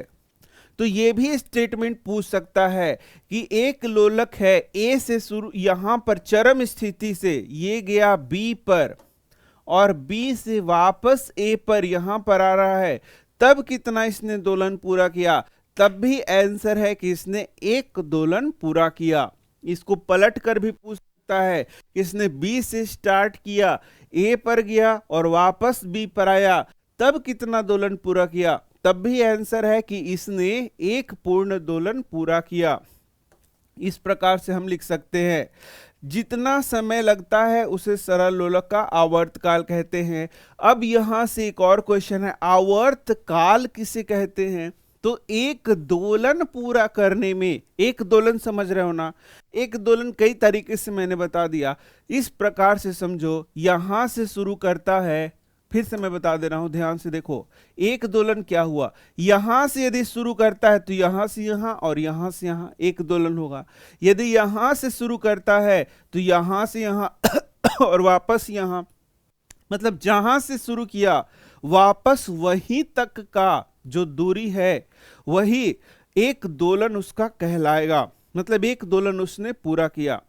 अब यदि एक दोलन पूरा करने में जो समय उसको लगता है, सरल लोलक द्वारा एक दोलन को पूरा करने में जितना समय लगता है उसे उसका आवर्त काल कहते हैं। फिर से यहाँ काल मतलब क्या हो गया? समय हो गया। तो एक दोलन पूरा करने में उसे जितना समय लगा उसे ही यहाँ पर क्या कहा जा रहा है? आवर्त काल कहा जा रहा है। यहां देखो आगे बोल रहा है एक क्रियाकलाप, बोलता है लगभग 1 मीटर लंबा धागा अथवा डोरी लेकर चित्र 9.1 में दर्शाए अनुसार एक सरल लोलक बनाइए। यदि पास में कोई पंखा चल रहा है तो उसे बंद कीजिए। लोलक के गोलक को अपनी माध्य स्थिति पर विराम में आने दीजिए। गोलक के नीचे फर्श पर अथवा इसके पीछे दीवार पर उसकी माध्य स्थिति को एक चिन्ह द्वारा अंकित कर लीजिए। तो ये सब कर सकते हो, बहुत आसान है, ठीक है। अब बोलता है लोलक का आवर्तकाल मापने के लिए हमें विराम घड़ी की आवश्यकता होगी। विराम घड़ी एक चाहिए जो कि स्टॉप वॉच कहते हैं, जो कि बंद किया जा सके। यदि विराम घड़ी उपलब्ध नहीं है तो मेज घड़ी अथवा कलाई की घड़ी का उपयोग कर सकते हैं, लेकिन एक्यूरेसी थोड़ा कम होता है। लोलक की गति में लाने के लिए लोलक को पकड़िए और इसे धीमे से एक ओर लाइए। यह सुनिश्चित कीजिए कि जब आप लोलक को विस्थापित कर रहे हो तो इसमें बंधी डोरी तनी हुई हो। अब लोलक को विस्थापित से मुक्त कीजिए। ध्यान रखिए कि गोलक को छोड़ते समय इसे धक्का नहीं लगाना है। जिस समय गोलक अपनी माध्य स्थिति पर है उस समय घड़ी का समय नोट कीजिए। माध्य स्थिति की बजाय आप उस स्थिति को भी नोट करना आरंभ कर सकते हैं जब गोलक अपनी किसी चरम स्थिति पर है। लोलक द्वारा 20 दोलन पूरा करने में लगा समय मापिए और इस प्रकार से समय से उसको भाग दे देंगे हम लोग। पूरा टोटल समय बटा जितना दोलन 20 दोलन किया उससे भाग दे देंगे तो हमें यहाँ पर आवर्तकाल मिल जाएगा। बोलोगे कि क्या क्या बता दिया, समझ तो आया ही नहीं सर, आपने पढ़ दिया। बहुत आसान सा चीज हम लोगों ने यहाँ सीखा है। देखो हमें एक आवर्तकाल निकालने को बोला गया है कि भाई आवर्तकाल निकालिए, तो कुछ खास नहीं करना है। दीवार है दीवार पर एक हम लोगों ने कील को ठोक दिया और वहां पर एक धागा ले लिया। धागा लेकर के यहां पर क्या कर लिया, एक बॉल को बांध दिया और फिर यहां से हम लोग इसका एक माध्य स्थिति को अपने आप इसको छोड़ देंगे कि किस स्थिति में आ रहा है। जिस स्थिति में नेचुरली आ रहा है उसी को हम लोग माध्य स्थिति यहां पर बोलेंगे। अब माध्य स्थिति से हम लोग इसको एक तरफ लाएंगे और कोई पॉइंट रखेंगे ए और फिर यहां से इसको छोड़ देना है। डोरी जो है तनी हुई होनी चाहिए और साथ ही साथ ये जो डोरी है हम लोग को धक्का नहीं देना, बस ऐसे लाना है, यहाँ से ऐसे पकड़ करके लाना है और ऐसे छोड़ देना है। तो अब फिर देखना ये यहां से यहां गया और यहां से यहां आया, तो एक दोलन इसने पूरा किया। ऐसे ऐसे 20 दोलन इसको करने देना है और टोटल समय को हम लोगों को नोट कर लेना है कि 20 दोलन में कितना समय लगा। तो फिर हम लोग क्या करेंगे, टोटल समय से दोलनों की संख्या से हम लोग 20 से भाग दे देंगे और फिर हमें यहाँ आवर्तकाल पता चल जाएगा। इस तरीके से तुम भी आवर्तकाल निकाल सकते हो। चलो तो आगे देखते क्या बोलता है। क्या आपके लोलक का आवर्तकाल हर बार लगभग समान आता है? बिल्कुल, यदि धागे की लंबाई वही है तो आवर्तकाल एक समान आएगा। ध्यान रखिए, आरंभिक विस्थापन में थोड़ा परिवर्तन आपके लोलक के आवर्तकाल को प्रभावित नहीं करता है। यानी कि यदि विस्थापन हम लोगों का थोड़ा अलग भी होगा तो जो आवर्तकाल है वह तो वही रहेगा, उसमें कोई प्रभाव नहीं पड़ेगा। तो ये क्वेश्चन के रूप में भी तुमसे पूछा जा सकता है, ठीक है। अब देखना, आजकल अधिकांश घड़ियों में एक या दो सेल वाले विद्युत परिपथ होते हैं। तो आजकल जो घड़ी है वह घड़ी क्या होता है, उसे हम लोग क्वार्ट्ज वॉच कहते हैं, क्वार्ट्ज घड़ी कहते हैं। इन घड़ियों को क्वार्ट्ज घड़ी कहते हैं। ये भी क्वेश्चन के रूप में आ सकता है जिसमें सेल लगा होता है। जैसे मेरे पास भी सामने एक घड़ी है, उसमें क्या है, सेल लगा हुआ है, विद्युत परिपथ बनाया गया है और जिससे कि वह घड़ी चलता है। इसके द्वारा मापा गया समय पहले उपलब्ध घड़ियों द्वारा मापे गए समय से अधिक यथार्थ होता है। चलो अब आगे देखते हैं, समय तथा चाल के मात्रक। ये देखना, समय और चाल का मात्रक क्या होगा। समय का मूल मात्रक सेकंड है। तो यहां से क्वेश्चन तुमसे पूछेगा समय का एसआई मात्रक। एसआई मात्रक क्या है? तो आंसर है कि सेकंड होता है। तो आगे क्लासेस में पढ़ो कि एसआई मात्रक क्या होता है। अलग अलग जो फिजिकल क्वांटिटीज होती हैं उसका एसआई मात्रक निकालने को मिलता है आगे। तो समय का यदि पूछा जाए तो सेकंड है। इसके अलावा भी समय के मात्रक है, जैसे मिनट है, घंटा है, ये तो जानते ही हो। अच्छा, ये जो सेकंड है इसको हम लोग स्मॉल एस से इस प्रकार से रिप्रेजेंट करते हैं, ठीक है, एस लिख करके। समय का जो बड़ा मात्रक हो गया, सेकंड से बड़ा क्या हो गया, मिनट हो गया, और उसके बाद उससे बड़ा जो मात्रक है वो घंटा है। ये तो सब जानते ही हो। और ये भी जानते हो कि एक घंटा में 60 मिनट और एक मिनट में 60 सेकंड, ये भी तुमने जाना होगा। आप पहले ही जानते हैं कि ये मात्रक किस प्रकार एक दूसरे से संबंधित है। चाल का तथाकथित मूल मात्रक क्या है? तो चाल का मूल मात्रक क्या हो गया, मीटर प्रति सेकंड। चाल बराबर क्या होता है? यदि हम लोग चाल बराबर देखेंगे तो चाल बराबर क्या होगा, चाल बराबर होगा दूरी बटा समय। दूरी बटा क्या होगा, समय। तो ये जो फॉर्मूला है इसी का उपयोग करके हम लोग मात्रक को निकालते हैं। तो दूरी का मात्रक जो मूल मात्रक है वह मीटर होता है। दूरी का भी अलग अलग मात्रक हो, जैसे मीटर हो सकता है, किलोमीटर हो सकता है, सेंटीमीटर भी हो सकता है, लेकिन जो मूल मात्रक एसआई मात्रक है वह मीटर कहलाएगा। समय का मूल मात्रक सेकंड हम लोगों ने पढ़ लिया। तो यही जो हम लोगों ने लिखा इसी को हम लोग बोलते हैं मीटर, और ये जो लाइन खींचते हैं इसको बोलते हैं प्रति, और इसको बोलते हैं सेकंड, यानी मीटर प्रति सेकंड, ठीक है। इसका मतलब एक यहां पर यदि 10 मीटर प्रति सेकंड लिखा हुआ है, प्रति सेकंड, इसका मतलब है एक सेकंड में 10 मीटर दूरी तय किया गया। तो यहां पर जो मात्रक निकालते हैं यह फॉर्मूले का यूज करके ही हमेशा मात्रक को निकालते हैं। तो यहां यही चीज को दिखाया गया है। आगे पढ़ लेते हैं, देखो यहां क्या बोलता है, ये देखना। अब मीटर प्रति मिनट भी मात्रक हो सकता है, किलोमीटर प्रति घंटा भी मात्रक हो सकता है, लेकिन ये मूल मात्रक नहीं कहा जाएगा। मूल मात्रक क्या होगा, मीटर प्रति सेकंड। समझ में आ रहा होगा। आपको यह याद रखना चाहिए कि सभी मात्रकों के प्रतीक को एक वचन में लिखा जाता है।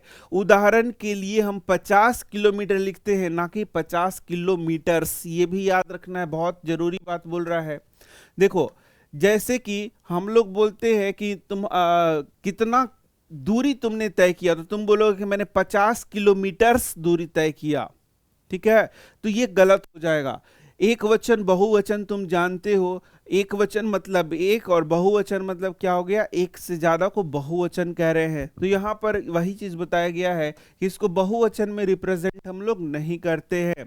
इसी प्रकार से 8 सेंटीमीटर लिखते हैं, 8 सेंटीमीटर्स हम लोग उपयोग नहीं करते। या 1 हो या 1 लाख हो, सेंटीमीटर ही यूज करेंगे, सेंटीमीटर्स यूज करना नहीं शुरू कर देंगे। आवश्यकता के अनुसार समय के विभिन्न मात्रकों का उपयोग किया जाता है। उदाहरण के लिए आपकी आयु को दिनों अथवा घंटों में व्यक्त करने की अपेक्षा वर्षों में व्यक्त करना सुविधाजनक होता है। अब तुमसे कोई आयु पूछेगा तो तुम बोलोगे कि मेरा आयु है 1 लाख घंटा, या बोलोगे 50,000 घंटा, या बोलोगे 1,10,00,000 मिनट। ऐसा आयु कहीं बताया जाता है क्या? नहीं। तो जो हम लोग यहाँ पर मात्रक का उपयोग कर रहे हैं, अच्छा ये सब चीजों को हम लोग मात्रक कह रहे हैं। क्या कह रहे हैं? मात्रक। तो जो मात्रक का उपयोग कर रहे हैं वह बड़ा सोच समझ करके किया जाता है। जैसे कि यदि तुमसे कोई उम्र पूछे तो वहां पर वर्ष का उपयोग किया जाता है, महीनों का उपयोग किया जाता है, घंटा और मिनट और सेकंड का उपयोग हम लोग नहीं करते। इसी प्रकार घर से विद्यालय तक की दूरी को तय करने में लगे समय को वर्षों में व्यक्त करना बुद्धिमानी नहीं होगी। ये सब भी जान लेना। जैसे बोलेगा कि तुम्हारे घर से विद्यालय को जाने में कितना समय लगा, तो तुम बोलोगे 1 वर्ष का 50वां भाग लगा, एक वर्ष का 500वां भाग लगा। ऐसा बोलते हैं क्या? नहीं, ऐसा हम लोग बोलेंगे तो गलत हो जाएगा। वहां पर हम लोग छोटे मात्रक का उपयोग करते हैं। यहाँ सीधा सा बात बताया जा रहा है कि कई जगह हम लोग को बड़े मात्रक का उपयोग करना होता है, कई जगह हम लोग छोटे मात्रक का उपयोग करते हैं। इसीलिए जो मात्रक है वो अलग अलग होता है। 1 सेकेंड का काल अंतराल कितना छोटा अथवा बड़ा होता है? जोर से 2001 पुकारने में लगा समय लगभग 1 सेकेंड का होता है। तो ये अपना एक तर्क बताया जा रहा है। यदि हम लोग बोलेंगे 2001, तो 2001 बोलने में जितना समय लगा वह 1 सेकेंड के बराबर होगा। 2001 से 2010 तक जोर जोर से गिनकर आप इसका सत्यापन कर सकते हैं, तो तुम्हें लगभग 10 सेकंड का समय लगेगा। किसी सामान्य स्वस्थ युवा को विराम की स्थिति में नाड़ी का 1 मिनट 72 बार अर्थात 10 सेकंड लगभग 12 बार स्पंदन करता है। ये भी हमें याद रखना है, भी एक क्वेश्चन बनता है। देखो नाड़ी का स्पंदन हम लोग चेक करते हैं तो ये बोलता है 1 मिनट में 72 बार। याद रखना है कि 1 मिनट में कितने बार धड़कता है? 72 बार धड़कता है। तो किसका धड़कता है? एक स्वस्थ यहाँ युवा की बात की जा रही है। चलो अब यहाँ पर थोड़ा सा और यहाँ हम लोग पढ़ लेते हैं, कुछ और बात लिखा गया है। इस खोज के विषय में एक रोचक कहानी है कि किसी दिए गए लोलक का आवर्तकाल नियत होता है। तो हम लोगों ने देखा कि किसी दिए गए खास लंबाई के लोलक का आवर्तकाल क्या होता है? नियत होता है। ये क्वेश्चन भी पूछेगा तुमसे तो आंसर कर देना, नियत होता है। आपने सुप्रसिद्ध वैज्ञानिक गैलीलियो गैलीली के नाम सुना होगा। कहा जाता है कि एक बार गैलीलियो गिरजाघर में बैठे थे। उन्होंने यह देखा कि छत से जंजीर द्वारा लटका कोई लैंप एक ओर से दूसरी ओर धीमी गति से चल रहा था। तो गैलीलियो गिरजाघर में बैठे थे, देख रहे थे कि जंजीर से लटका हुआ एक लैंप है, इधर से इधर, इधर से इधर, इस तरीके से दोलन कर रहा है। उन्होंने यह पाकर उन्हें आश्चर्य हुआ कि लैंप एक दोलन पूरा करने अंतराल में उनकी नब्ज स्पंद धड़कन की संख्या हर बार समान होती है। गैलीलियो ने अपने परीक्षण को सत्यापित करने के लिए विभिन्न लोलकों के साथ प्रयोग किए। उन्होंने यह पाया कि किसी दी गई लंबाई का लोलक सदैव एक दोलन पूरा करने में समान समय लेता है। यही मैंने बोला था कि ये क्वेश्चन तुम्हारा आ सकता है कि यदि समान लंबाई, अब लंबाई कैसे होगा? लोलक जो हम लोग लटका रहे हैं तो वहां धागे का जो लंबाई है उसी को लंबाई कह रहा है। तो यदि एक समान लंबाई होगा तब बात कर रहा है कि एक समान लंबाई का यदि लोलक है तो सदैव एक दोलन पूरा करने में एक समान समय लेगा, यानी आवर्त काल उसका क्या होगा? समान होगा। शर्त यह है कि लोलक की लंबाई क्या होना चाहिए? एक समान होना चाहिए। यही बोल रहा है। ये भी एक क्वेश्चन के रूप में तुम्हारा पूछेगा। इस प्रेक्षण ने लोलक युक्त घड़ियों के विकास में एक नई दिशा प्रदान की। कमानी युक्त घड़ियां और कलाई की घड़ियां लोलक युक्त घड़ियों की परिष्कृत रूप थीं, यानी कि जो आगे की घड़ी कलाई घड़ी बनाई गई वह उसी का आगे डेवलप्ड रूप बना। यहां देखो जब लोलक वाली घड़ियां प्रचलित नहीं हुई थी तब संसार के विभिन्न भागों में समय मापन के लिए बहुत सी युक्तियों का उपयोग किया जाता था। धूप घड़ी, जल घड़ी, रेत घड़ी, इस प्रकार की युक्तियों के कुछ उदाहरण है। ये भी क्वेश्चन कभी कभी पूछ सकता है कि जब सामान्य लोलक घड़ी का इजाद नहीं हुआ था तब कैसे लोग जो है समय को मापन करते थे। तो अलग अलग तरीके से, जैसे धूप घड़ी, जल घड़ी, रेत घड़ी, इस प्रकार की युक्तियों से वे क्या करते थे, समय को नापते थे। संसार के विभिन्न भागों में इस युक्ति के भिन्न भिन्न डिजाइन बनाए गए हैं। तो इस प्रकार से तुम देख सकते हो कि ये टॉपिक यहाँ पर समाप्त हो रहा है। चलो तो आगे हम लोग अब देखते हैं क्या लिख रहा है। बोलता है, आइए फर्श के अनुदिश गतिमान किसी गेंद की चाल ज्ञात करें। तो यहां पर एक क्रियाकलाप बताया जा रहा है। अब आपको किसी चीज की चाल ज्ञात करनी है तो हम क्या करेंगे, कुछ दूरी तक किसी गेंद को हम लोग क्या करेंगे, लुढ़काएंगे। और ये प्रक्रिया कई बार कर सकते हैं और दूरी को जितना समय लग रहा है उससे हम लोग डिवाइड कर देंगे, तो फिर हम यहाँ पर उसका चाल निकाल सकते हैं, किसी गेंद की चाल निकाल सकते हैं। तो ये एक क्रियाकलाप यहाँ पर दिखाया गया है, आप खुद भी कर सकते हैं। चलो हम लोग आगे देखते हैं क्या मेन पॉइंट्स हमें पढ़ने हैं। क्या आप अपने चलने अथवा साइकिल चलाने की चाल की तुलना अपने मित्र की चाल से करना चाहेंगे? तो हम लोगों ने पहले ही पढ़ लिया है कि कोई वस्तु ज्यादा तेज चाल से चलता है यानी उसका स्पीड क्या होता है, फास्ट होता है। कुछ चीज का स्पीड क्या होता है, कम होता है, स्लो होता है। तो यहां हम लोग कंपेयर भी कर सकते हैं।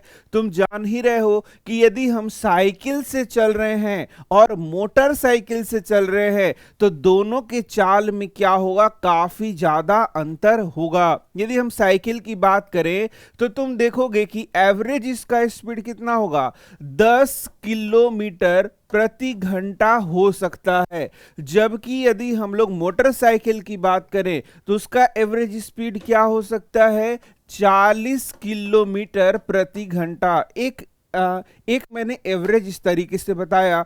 तो तुम देखोगे यदि कोई व्यक्ति साइकिल से चल रहा है तो 1 घंटे में 10 किलोमीटर की दूरी तय करेगा, लेकिन वही दूरी 1 घंटे, वही समय में वह 40 किलोमीटर की दूरी तय करता है यदि वो मोटरसाइकिल से चलता है। तो इस प्रकार से हम यहां पर चाल के द्वारा मतलब यदि हमें चाल पता हो तो दो चीजों का स्पीड का हम लोग क्या कर सकते हैं, तुलना कर सकते हैं। तो कोई चीज फास्ट चलेगा, कोई चीज स्लो चलेगा। तो ये हम कैसे पता करेंगे, बार बार मैं बता रहा हूं, उसके चाल के द्वारा। इसके लिए आपको अपने घर अथवा किसी अन्य बिंदु से अपने विद्यालय की दूरी जानने की आवश्यकता है। अब ये तो बार बार बताया जा रहा है तुम्हें कि यदि कहीं तुम्हें चाल पता करना है तो 2 जगहों का दूरी पता कर ले। जैसे मान लो यहाँ पॉइंट ए है कोई और ये है पॉइंट बी, यहां से यहां का हम क्या कर लेंगे, दूरी पता कर लेंगे। और यहां से यहां तक हम लोग पहले साइकिल से जाएंगे, फिर यहां से यहां बस से जाएंगे, फिर यहां से यहां हम लोग मोटरसाइकिल से जाएंगे। इस तरीके से 3 चीजों से जाएंगे और उसमें लगे समय को इसके दूरी से हम यदि डिवाइड करने तो तीनों के चाल को हम लोग क्या कर सकते हैं, यहां पर कंपेयर कर सकते हैं। तो इस तरीके से चाल का कंपैरिजन तुम जानते हो कि कैसे किया जाएगा। कैसे किया जाएगा, चाल बराबर तय की गई दूरी, तो दूरी तो नहीं बदलेगा लेकिन समय बदल जाएगा। क्या तुम बता सकते हो कि ये जो दूरी है, मान लो कि 10 किलोमीटर दूरी है, तो क्या यहां पर साइकिल के द्वारा तय किया गया समय कम होगा कि ज्यादा होगा? तो आंसर है साइकिल के द्वारा लिया गया समय ज्यादा होगा। जबकि यदि हम लोग मोटरसाइकिल से जाते हैं तो उससे लिया गया समय क्या होगा, कम होगा। इतना सिंपल सा बात है। और इस तरीके से यदि हम लोग चाल की गणना करेंगे तो मोटरसाइकिल का चाल ज्यादा आएगा और जो साइकिल है उसका चाल कम आएगा। तो ये सब वही एक ही बात को कई बार यहाँ दोहराया जा रहा है, तुम सब जानते हो। अब आप इस दूरी को तय करने में लगे समय को मापकर एक दूसरे की चाल परिकलित कर सकते हैं। यह जानना आपके लिए रोचक हो सकता है कि आप में से किसकी चाल सबसे अधिक है। सारणी 9.4 में कुछ जीवों की चाल किलोमीटर प्रति घंटा में दी गई है। आप स्वयं इसकी चाल को मीटर प्रति सेकंड में परिकलित कर सकते हैं। तो यहां से अब एक VBI क्वेश्चन हमारा बन रहा है, इसे हमें क्या करना है, सीखना है। चलो यहां देखो, यहां पर एक हम लोगों को ये देखना, यहां पर एक सारणी दिया गया है, यहां से क्वेश्चन तुम्हारा बनता है, VBI क्वेश्चन बनता है। बोलता जो बाज है उसका चाल कितना है। अब ये चाल तो तुम्हें समझ में आ रहा है कि औसत चाल की बात की जा रही है, हमेशा चाल लिख रहा है, लेकिन तुम्हें यहां औसत चाल दिमाग में समझना है। तो बाज जो है 320 किलोमीटर प्रति घंटा के चाल से चलता है। इसका मतलब क्या हुआ कि एक घंटे में बाज 320 किलोमीटर जा सकता है। तुम सोचो कितना फास्ट स्पीड है इसका। एक घंटे में 320 किलोमीटर जाना कितना फास्ट स्पीड है। चीता देखो एक घंटे में 112 किलोमीटर जा सकता है। इसका मतलब इसका जो स्पीड है 112 किलोमीटर प्रति घंटा है। इसी प्रकार से जो ब्लू फिश बोल रहा है 40 से 46, खरगोश बोल रहा है 56। अब खरगोश एक घंटे में 56 किलोमीटर दूरी तय कर सकता है, सोच सकते हो इसका स्पीड। गिलहरी 19, घरेलू चूहा 11 किलोमीटर, मानव जो है वह 40, भीमकाय कछुआ 0.27 और घोंघा जो है 0.05। तो जो बच्चे कंपटीशन के लिए पढ़ रहे हैं, हो सकता है किसी का स्पीड यहां पर पूछ दे। तो ये सारा जो स्पीड है दिमाग में हम लोग रख सकते हैं। ये सारा स्पीड किलोमीटर प्रति घंटा में दिया गया है। अब इसको हम लोग यहां से मीटर प्रति सेकंड में बदलना सीखेंगे। तो जैसे दिया है 320 किलोमीटर प्रति घंटा, इसको हम लोग मीटर प्रति सेकंड में कैसे बदलेंगे। तो ये लिखा हुआ है 320 किलोमीटर प्रति घंटा, और क्वेश्चन दिया है कि इसको मीटर प्रति सेकंड में बदलिए। तो उसका नियम क्या है, ध्यान से देखो। तो एक्चुअल में लिखा कैसे है, लिखा है 320 किलोमीटर और बटे में घंटा, ऐसे लिखा हुआ है। प्रति घंटा मतलब ये बटा में नीचे दिया गया है। हम लोग क्या करेंगे, 320 किलोमीटर है, इसको चेंज करना है मीटर में। तो किलोमीटर से मीटर में चेंज करने के लिए 1000 से गुना कर देते हैं।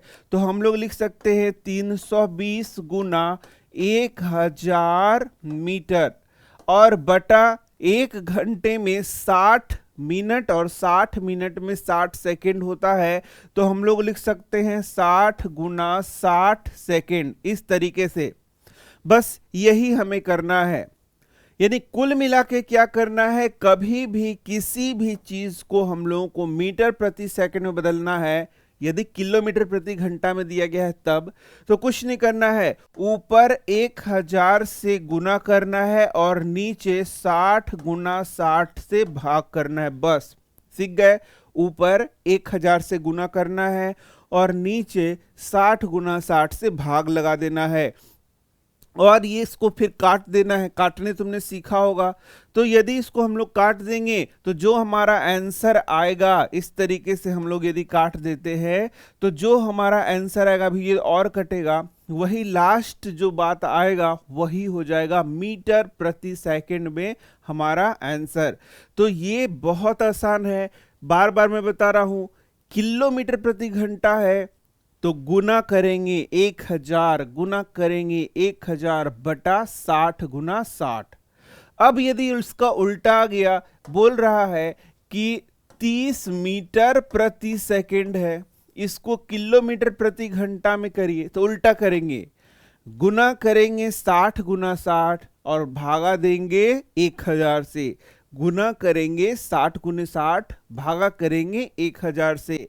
तो ये हो जाएगा 30 गुना 60 गुना 60 बटा 1000, और इसको लिख सकते हैं किलोमीटर प्रति घंटा। तो ये दो चीजें बहुत इंपॉर्टेंट है जो कि मैंने बताई। तो तुम यहाँ पर प्रैक्टिस कर सकते हो, इतना सारा दिया गया है और यहाँ पर कुछ चीजों के स्पीड को दिमाग में हमें रख लेना है, थोड़ा थोड़ा बात को दिमाग में रख लेना है।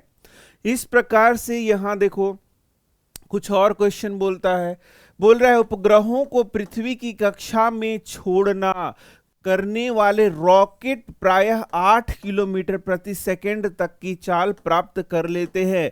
तो ये देखो, ये छोटे मोटे क्वेश्चन, छुपे हुए क्वेश्चन है जिसे हमें याद कर लेना है। बोलेगा कि जब रॉकेट को छोड़ा जा रहा है, प्रमोचित किया जा रहा है, तो कितना स्पीड को वो प्राप्त कर लेता है, तो 8 किलोमीटर प्रति सेकेंड। एक सेकेंड में 8 किलोमीटर, सेकेंड भर में 8 किलोमीटर, ऐसे घंटा मत समझना। तो वह इसकी चाल प्राप्त कर लेते हैं। इसके विपरीत कछुआ केवल 8 सेंटीमीटर प्रति सेकेंड की चाल से चलता है। तो इसे भी दिमाग में हम लोग रख सकते हैं। क्या आप यह परिकलित कर सकते हैं कि कछुए की तुलना में रॉकेट की चाल कितनी गुनी है? अब ये कितना गुना है ये कैसे पता करेंगे? तो फिर इसको पता करने के लिए दोनों को हम लोग को एक ही मात्रक में यहां बदलना पड़ेगा।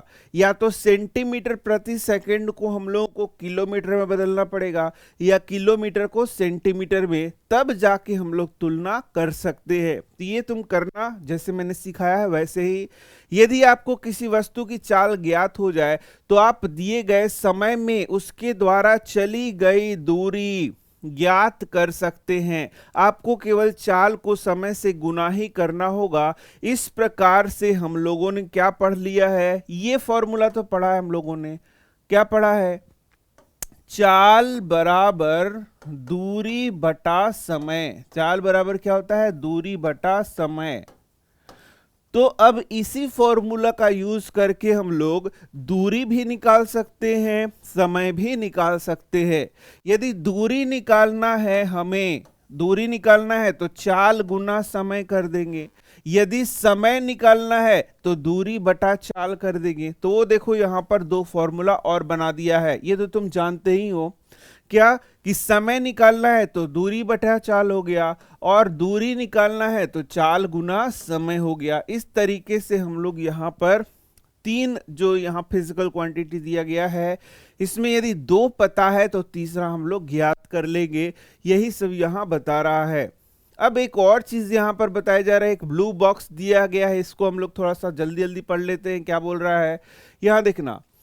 अब एक नए प्रकार के वॉच की बात की जा रही है जो कि तुमने शायद देखा होगा। क्या बोल रहे हैं? सामान्यतः उपलब्ध घड़ियों द्वारा मापा जा सकने वाला सबसे कम समय अंतराल 1 सेकेंड है। जो सामान्य रूप से जो हम लोग घड़ी यूज कर रहे हैं उसमें पूछेगा कि सबसे कम समय अंतराल कितना मापा जाता है। तो हम लोग जानते हैं कि 1 सेकेंड, सेकेंड वाले मतलब जो सेकेंड है, मिनट है, घंटा है, ये वाला घड़ी हम लोग यूज करते हैं। लेकिन बोलता है कि ऐसी विशिष्ट घड़ियां भी उपलब्ध है जो 1 सेकेंड से छोटे समय अंतरालों को माप सकती है। इनमें से कुछ घड़ियां 1 सेकेंड के 10 लाखवें भाग, यहाँ तक कि अरबवें भाग तक के समय अंतराल को माप सकती हैं। अब यही क्वेश्चन तुमसे पूछ देगा, ये स्टेटमेंट के रूप में पूछ देगा। बोलेगा कि क्या कुछ ऐसी भी घड़ियां हैं जो कि 1 सेकेंड के 10 लाखवें अथवा 1 अरबवें भाग के अंतराल को मापती हैं? ये कथन सही है, ये कथन सही नहीं है। अब तुम कंफ्यूज हो जाओगे, तुम्हें लगेगा ऐसा कहां से घड़ी आ जाएगा, लेकिन ऐसा आंसर में यस होगा कि यह कथन क्या है? सही है। ये सही बोला जा रहा है, ऐसा हो सकता है। माइक्रो सेकेंड तथा नैनो सेकेंड जैसे शब्द सुने होंगे। तो 1 माइक्रो सेकेंड का 10 लाखवां भाग होता है। ये क्वेश्चन अब तुमसे पूछेगा कि माइक्रो सेकेंड क्या होगा, तो ये सेकेंड का 10 लाखवां भाग होगा। ये एक क्वेश्चन पूछ सकता है। इसी प्रकार से नैनो सेकेंड क्या होगा, तो सेकेंड का 1 अरबवां भाग होगा। तो ये हमें याद रख लेना है। यानी कि माइक्रो सेकेंड बोलेगा तो 1/10 का पावर 6 हो जाएगा। नैनो सेकेंड बोलेगा तो 1/10 का पावर 9 हो जाएगा। इस तरीके से हम इसको कैलकुलेट फिर कर सकते हैं। इतने छोटे समय अंतरालों को जो घड़ियां मापती हैं उनका उपयोग वैज्ञानिक अनुसंधानों के लिए किया जाता है। तो इसका उपयोग कैसे किया जाएगा? वैज्ञानिक अनुसंधान के लिए किया जाएगा।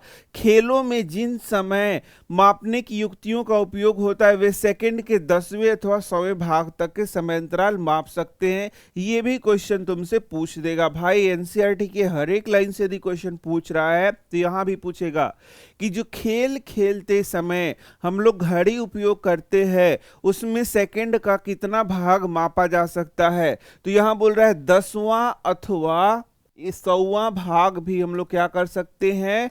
माप सकते हैं, वही यहां बोल रहा है। इसके विपरीत ऐतिहासिक घटनाओं के समयों को शताब्दियों अथवा सहस्त्राब्दियों में व्यक्त किया जाता है। तारों तथा ग्रहों की आयु को प्रायः अरबों वर्षों में व्यक्त करते हैं। क्या आप उन काल अंतरालों के परास की कल्पना कर सकते हैं जिनसे हमें व्यवहार करना पड़ता है? समझने का मतलब है कि अलग अलग चीजों के हम लोग काल अंतराल को अलग अलग तरीके से मेजर करते हैं। जैसे हम लोगों ने शुरू में भी पढ़ा था कि यदि तुम्हारी उम्र बतानी है तो हम लोग घंटा नहीं यूज करते हैं, सेकंड यूज नहीं करते हैं, बल्कि हम लोग वर्ष यूज करते हैं कि इतना वर्ष उम्र हुआ है। अब आगे बोल रहा है, दो बहुत इंपॉर्टेंट क्वेश्चन यहां से बनेगा। आपने स्कूटर अथवा मोटरसाइकिल पर एक मीटर लगा हुआ देखा होगा। यदि तुम्हारे घर में कार होगा तो तुम देखोगे कई सारे मीटर डैशबोर्ड में लगे होते हैं। उससे क्वेश्चन पूछता है। बसों तथा अन्य वाहनों में डैशबोर्ड पर मीटर देखे जा सकते हैं। चित्र 9.7 में किसी कार का डैशबोर्ड दर्शाया गया है। ध्यान दीजिए, में से किसी एक मीटर के कोने पर किलोमीटर प्रति घंटा लिखा होगा। तो तुम देखोगे कि यहाँ पर जो डैशबोर्ड होता है उसमें किलोमीटर प्रति घंटा कई वहां पर जो क्या बोलते हैं डैशबोर्ड दिखाया गया उसमें कहीं ना कहीं तुमको एक मीटर में देखने को मिलेगा। जैसे यहां देख सकते हो, हाँ यहाँ पर, यहाँ देखना, ये तो किलोमीटर दिखा रहा है। हाँ ये देखो किलोमीटर प्रति घंटा, यही है किलोमीटर प्रति घंटा, मैंने ध्यान नहीं दिया। ये देखो किलोमीटर प्रति घंटा। और ये बाइक में तो तुमने बड़ा यूज किया है, यदि जो बच्चे बाइक चलाते होंगे तुम देखोगे कि यहाँ पर इस प्रकार से बाइक का जैसे ही एक्सीलेटर लिया, ये बाइक का हम लोग स्पीड 120 पकड़ाना चाहते हैं। तो ये जो स्पीड को दिखा रहा है यहाँ देखो, यही क्या है? हमारा चाल मापी है। यहाँ देखना, इसी को हम लोग क्या कहते हैं? चाल मापी कहते हैं कि वह कितना स्पीड से चल रहा है लगातार वो बताएगा। इसको हम लोग स्पीडोमीटर के नाम से जानते हैं, जैसे तुम सभी जानते हो, लेकिन ये क्वेश्चन के रूप में तुम्हारे एग्जाम में पूछेगा। तो ये जो चाल मापी है, स्पीडोमीटर जिसे कहते हैं, वह स्पीड को मेजर करता है, स्पीड बताता है तुम्हारा स्पीड कितना है जब तुम बाइक चला रहे हो, कार चला रहे हो। इससे सीधे ही किलोमीटर प्रति घंटा चाल ज्ञात होता है। तो ये किलोमीटर प्रति घंटा में दिया रहता है, ये तुम ध्यान से देखना कभी भी तुम बाइक पर बैठोगे तब। इसमें एक अन्य मीटर भी होता है जो वाहन द्वारा तय की गई दूरी को मापता है। इससे हम लोग ओडोमीटर के नाम से जानते हैं। ये भी VVI क्वेश्चन बनता है। तो ओडोमीटर क्या करता है? पथ मापी से कह रहे हैं। क्या कह रहे हैं? पथ मापी।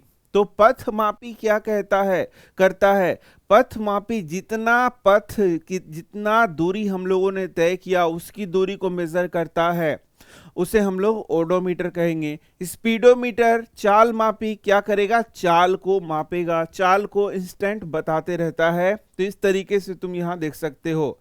आजकल जो गाड़ियां हैं उसमें और भी बहुत सारे मीटर्स लगाए जा रहे हैं, तो वो भी तुम देख सकते हो, जिसमें कि एवरेज वगैरह भी बताता है। विद्यालय की पिकनिक के लिए जाते समय पहले ही ये निश्चित किया कि वह यात्रा समाप्त होने तक हर 30 मिनट के पश्चात बस के पथ मापी का पाठ्यांक लेगी। तो पथ मापी किसके लिए है? कितनी दूरी हम लोगों ने तय की है। इसके पश्चात उसने अपने पाठ्यांक सारणी में ये सारा चीज लिखा। तो ये याद रख लेना है हमें। 8 बजे वह 0 किलोमीटर उसने तय किया, 8:30 में 20 किलोमीटर तय किया, फिर 9 बजे 40 किलोमीटर, 9:30 में 60 किलोमीटर, 10 बजे 80 किलोमीटर उसने दूरी तय कर लिया। तो कुल मिला के 8 से 10 के बीच में 80 किलोमीटर तय कर लिया। समय कितना लगा? 2 घंटे का लगा। तो तुम क्या यहाँ पर स्पीड बता सकते हो? तो आंसर है 40 किलोमीटर प्रति घंटा के स्पीड से वो चल रही थी। इस प्रकार से क्या आप बता सकते हैं कि पिकनिक स्थल विद्यालय से कितना दूर था? भाई 80 किलोमीटर साफ दिख रहा है वहां पर। कैसे पता कर रहे हैं हम लोग? तो ये देखो यहाँ पर ओडोमीटर में लिखा हुआ है साफ साफ। ओडोमीटर में पहले था, ओडोमीटर तो शून्य नहीं हुआ ना, गाड़ी 36,000 किलोमीटर पहले चल चुका था। तो 36,540 में शुरू हुआ और 36,620 तक चला, यानी टोटल मिला के ये 80 किलोमीटर यात्रा कर रहा है। देख सकते हो, इसको 540 से 620 को घटाएंगे तो हमारा 80 किलोमीटर आ जाता है। इस प्रकार से ये सारी बातें बताई जा रही हैं। इसमें उतना मतलब तुम समझ रहे हो इस सारी चीजों को। अब आ गया हमारा बहुत इंपॉर्टेंट टॉपिक, और ये जो टॉपिक है ये टॉपिक है दूरी समय ग्राफ। यहां पर अब हम लोग ग्राफ के बारे में थोड़ा सा सीखेंगे और देखें कि किस प्रकार से ग्राफ के द्वारा हम लोग कई चीजों को निर्धारित कर सकते हैं। चलो यहां देखो क्या क्या बताया जा रहा है। ग्राफ के बारे में तुमने पहले गणित में पढ़ रखा है। यहां देखो, इस प्रकार से यदि ग्राफ को देखोगे तो ग्राफ से काफी सारी चीजों को हम लोग एक झलक में देख करके बता सकते हैं, कौन ज्यादा है कौन कम है। इस प्रकार से ग्राफ का उपयोग तुमने किया होगा। अब यहां पर हम लोग ये देखो, ये ग्राफ पेपर को दिखा रहा है। इस ग्राफ में हम लोग समय और दूरी इन दोनों को प्रदर्शित करते हैं और इसके द्वारा फिर हम लोग क्या करते हैं, काफी जानकारियां प्राप्त करते हैं। देखो यहां बोल रहा है हमारे गणित के बारे में कि आपने ग्राफ के बारे में कभी पढ़ा है या नहीं पढ़ा। देखो, यदि ग्राफ के बारे में तुमने कुछ नहीं पढ़ा, एकदम शून्य जानकारी है, तो शायद ये समझना मुश्किल होगा, क्योंकि ये तो गणित का विषय है। आपने यह देखा होगा कि समाचार पत्र पत्रिका आदि की सूचिकाओं में रोचक बनाने के लिए उन्हें विभिन्न प्रकार के ग्राफों के रूप में प्रस्तुत किया जाता है। तो यहां पर देखो बोल रहा है रोचक बनाने के लिए, लेकिन आंसर ऐसा नहीं कि रोचक बनाने के लिए, यहां पर है इसको ज्यादा इंफॉर्मेटिव बनाने के लिए, ज्यादा सूचना पूर्ण बनाने के लिए, ज्यादा सूचना पूर्ण बनाने के लिए पत्र पत्रिकाओं में क्या डाला जाता है? तो आंसर है कि उसमें ग्राफों का उपयोग किया जाता है, क्योंकि यदि ग्राफ के द्वारा किसी चीज को प्रदर्शित करते हैं तो आसानी से उसके बारे में बहुत सारी जानकारियां हमें प्राप्त हो जाती हैं। यहां देखना 9.8 में दर्शाए गए ग्राफ के प्रकार को स्तंभाकार ग्राफ कहते हैं, स्तंभ ग्राफ कहते हैं। अब यहां से जो है ना, ग्राफ अलग अलग प्रकार का होता है, ये तुमने पढ़ा भी होगा। तो ये एक स्तंभ ग्राफ को यहां पर दिखा रहा है, जैसे तुम देख सकते हो, ये देखना यहां पर एक स्तंभ ग्राफ है। इस स्तंभ ग्राफ में तुम खुद ही देख सकते हो कि ये है ओवर, यहां पर ओवर को दिखाया गया है, यहां देखना ओवर, और यहां पर रन को दिखाया गया है। इसका मतलब है किसी टीम द्वारा प्रत्येक ओवर में बने रनों को दर्शाने के लिए एक ग्राफ बनाया गया है, जो कि कैसा ग्राफ है? स्तंभ ग्राफ है। तुम यहां पर क्या बता सकते हो कि पहले ओवर में किसी टीम द्वारा प्रत्येक ओवर में बने रनों को दर्शाया गया है, प्रत्येक ओवर में। तो ये पहला ओवर हो गया, दूसरा, तीसरा, चौथा, पांचवा, छठा। क्या तुम यहां देख करके बता सकते हो सिर्फ ग्राफ को? इधर रन को दिखाया गया है कि किस किस ओवर में सबसे ज्यादा रन बना है। तो तुम देखोगे कि ये जो चौथा नंबर है ये यहां तक उठा हुआ है, इसका मतलब सबसे ज्यादा रन इसी में बना होगा। अब कितना रन बना हुआ है ये भी बता सकते हो। तो यहां देखना 10 रन, क्योंकि रन तो 9.5, 8.5 ऐसा नहीं बनता है। रन या तो 1 बनेगा, 2 बनेगा, ये पूर्णांक में ही बनता है रन, ये तो पता ही होगा तुम्हें। किस ओवर में सबसे कम रन बना है? तो आंसर है पहले ओवर में। कितना रन बना है? तो 1 रन बना है। इस प्रकार से बोलेगा कि छठे ओवर में कितना रन बना है, तो तुम देख सकते हो 6 रन बना है। तो हम लोग यहाँ यदि ग्राफ देखें तो ग्राफ से आसानी से बहुत सारे इंफॉर्मेशन को निकाला जा सकता है। और इसीलिए ग्राफ का उपयोग भी किया जाता है ताकि यहाँ पर आसानी से सारे इंफॉर्मेशन को हम लोग निकाल सकें। तो यही है ग्राफ। अब यहाँ देखो एक और वृत्तारेख ग्राफ को दिखाया गया है, ये भी बहुत आसान है। तुम देख सकते हो कि यहाँ वायु के संघटन को दिखाया गया है। ये जो काला काला है यहाँ पर देख सकते हो, काला नहीं बोलेंगे, ये ग्रे कलर का है, इसमें नाइट्रोजन को दिखाया जा रहा है। ये अन्य गैसों को पीला रंग से और हरा रंग से ऑक्सीजन को दिखाया जा रहा है। क्या आप बता सकते हो कि यहाँ पर सबसे ज्यादा गैस कौन सा है? आंसर सीधा सा है कि नाइट्रोजन सबसे ज्यादा है। उसके बाद कौन सा गैस है? तो आंसर है ऑक्सीजन। और सबसे कम कौन है? तो अन्य गैसें हैं। इस प्रकार से हम यहाँ इस ग्राफ के द्वारा इसे दिखा सकते हैं। इसी प्रकार से देख सकते हो किसी बच्चे की आयु व भार को दर्शाने वाला रेखा ग्राफ है। तो ये तीन अलग अलग ग्राफ दिखाया गया तुमको। यहाँ पर बार ग्राफ दिखाया गया, यहाँ पर वृत्तारेख दिखाया गया, यहाँ पर रेखा ग्राफ दिखाया गया। लेकिन सभी ग्राफ को हम लोग जब स्टडी करते हैं तो बहुत आसानी से चीजों को हम लोग बता सकते हैं। जैसे बोल रहा है कि यहाँ 2 वर्ष की आयु में, ये देखो यदि इसे देखे तो बोलेगा कि ये 2 आयु है, यहाँ पर वर्षों में ये देखो आयु है, तो बोलेगा 2 वर्ष की आयु में उसका जो भार था वो 10 किलो था। 4 वर्ष की आयु में 12 वर्ष था। इस प्रकार से तुम देखोगे कि यदि 12 वर्ष है तो 12 वर्ष में उसका जो भार था वो 32 किलो के लगभग था, या 30-32 किलो के लगभग था। यहाँ पर हम लोगों ने भार को केजी में दिखा दिया है, आयु को वर्ष में दिखा दिया है। और इस प्रकार से इसमें कोई एक खास हम लोग स्केल लेते हैं और उस स्केल में हम लोग जैसे 2, 4, 6, 8 इस प्रकार से वर्षों को दिखाया है। 1, 2, 3, 4, 5, 6 ऐसे भी वर्षों को दिखा सकते थे। यानी कि ये जो हम लोग यहाँ पर स्केल लेते हैं वो अपने सुविधा के अनुसार लेते हैं। यहाँ पर हम लोग 5, 10, 15, 20 भी ले सकते थे। तो इस तरीके से एक खास स्केल को लेकर के ये ग्राफ हम लोग बनाते हैं। इसी प्रकार से यहाँ भार को भी हम लोग एक खास स्केल में दिखाते हैं। यहाँ 1 किलो, 2 किलो, 3 किलो, 4 किलो ऐसे भी दिखा सकते थे। 5 किलो, 10 किलो, 15 किलो, 20 किलो भी दिखा सकते थे। जबकि यहाँ 10, 20, 30, 40 इस तरीके से यहाँ पर इसको दिखाया गया है। तुमने ग्राफ पेपर देखा होगा तो तुम देखोगे कि ये जो प्रत्येक छोटा भाग है इसमें भी 10 भाग छोटे छोटे भाग होते हैं। इस कारण से जो हम यहाँ पर एक खास स्केल लेते हैं उससे कोई फर्क नहीं पड़ता। हाँ, अब तुम्हें देखना है कि जो हम लोग अपना ग्राफ बना रहे हैं उसमें कहाँ से कहाँ तक वजन को दिखाना है, कहाँ से कहाँ तक उम्र को दिखाना है। इस हिसाब से हम लोग यहाँ पर स्केल लेते हैं।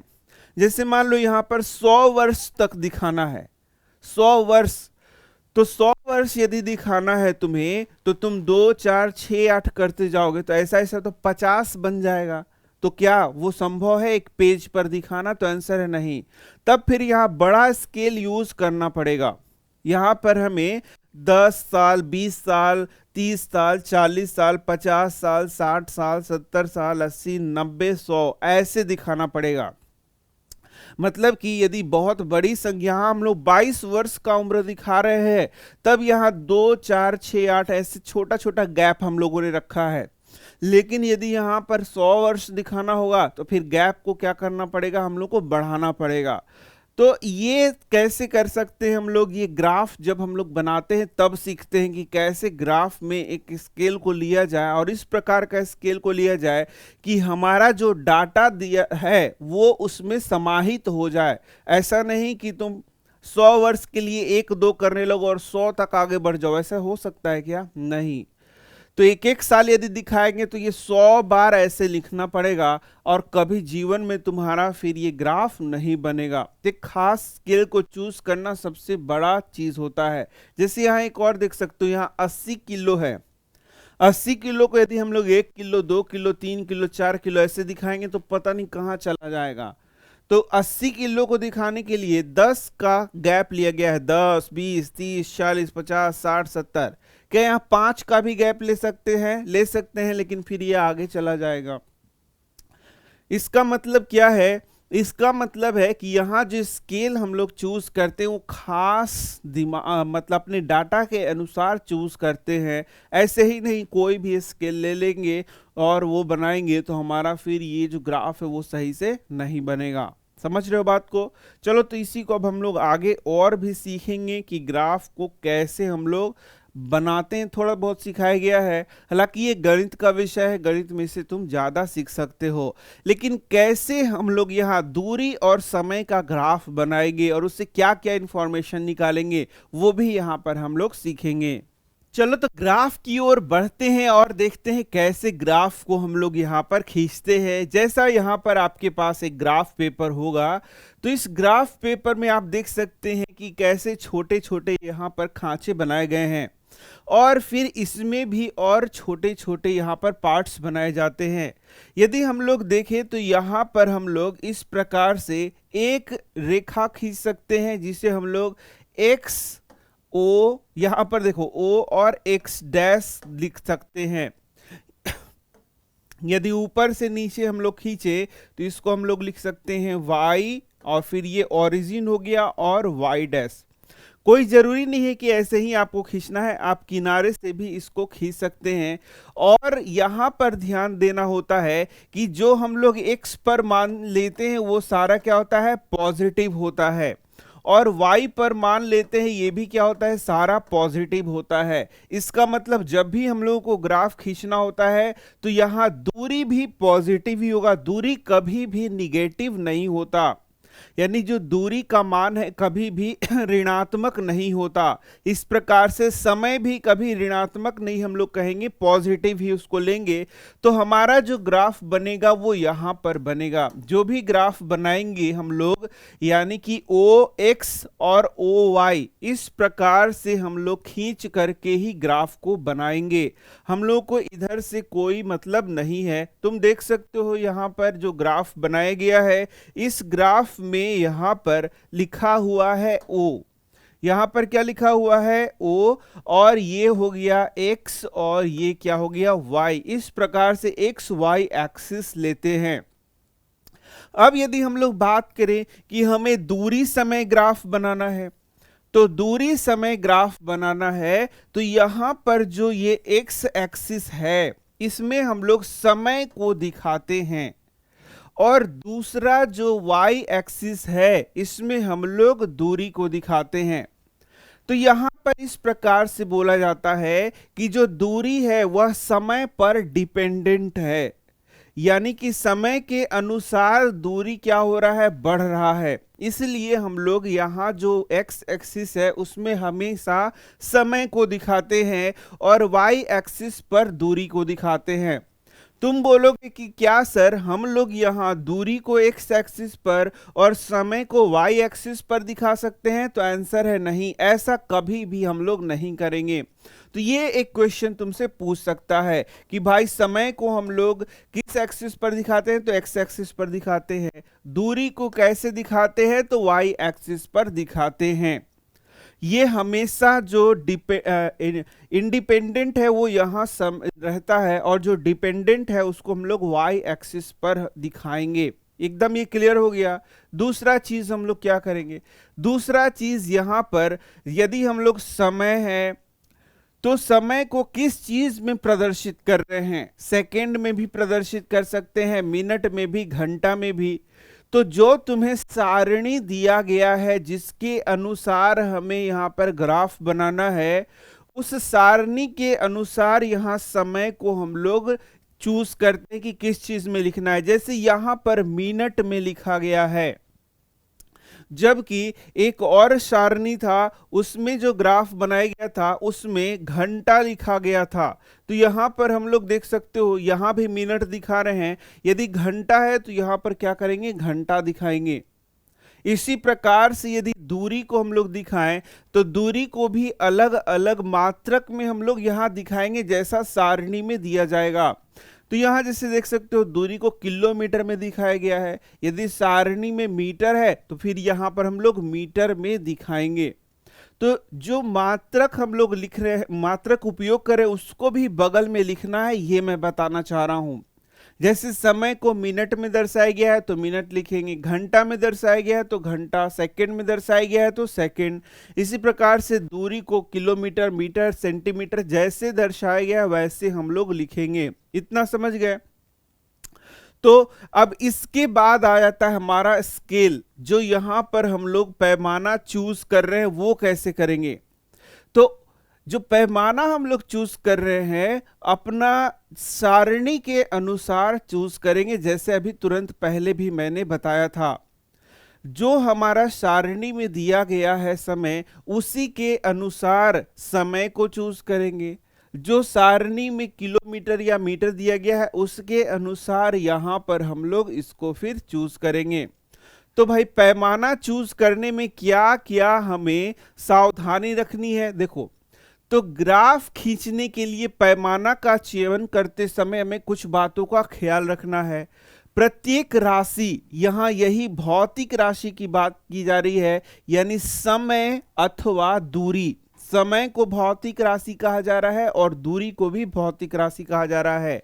तो प्रत्येक राशि के अधिकतम और न्यूनतम मानों के बीच के अंतर को हम लोग को देख लेना है कि अधिकतम कितना मान है और न्यूनतम कितना मान है, यानी कम से कम और ज्यादा से ज्यादा दोनों मानों को हम लोगों को देख लेना है। प्रत्येक राशि के मध्यवर्ती मान, ताकि उन मानों को ग्राफ पर चुने गए पैमाने के आधार पर अंकित करना सुविधाजनक हो। तो यदि हम लोगों को सबसे लोएस्ट और हाईएस्ट मान प्राप्त है तो उसके अनुसार फिर हम लोग एक खास पैमाना को चयन कर सकते हैं जिसे ग्राफ में दिखाया जा सकता है।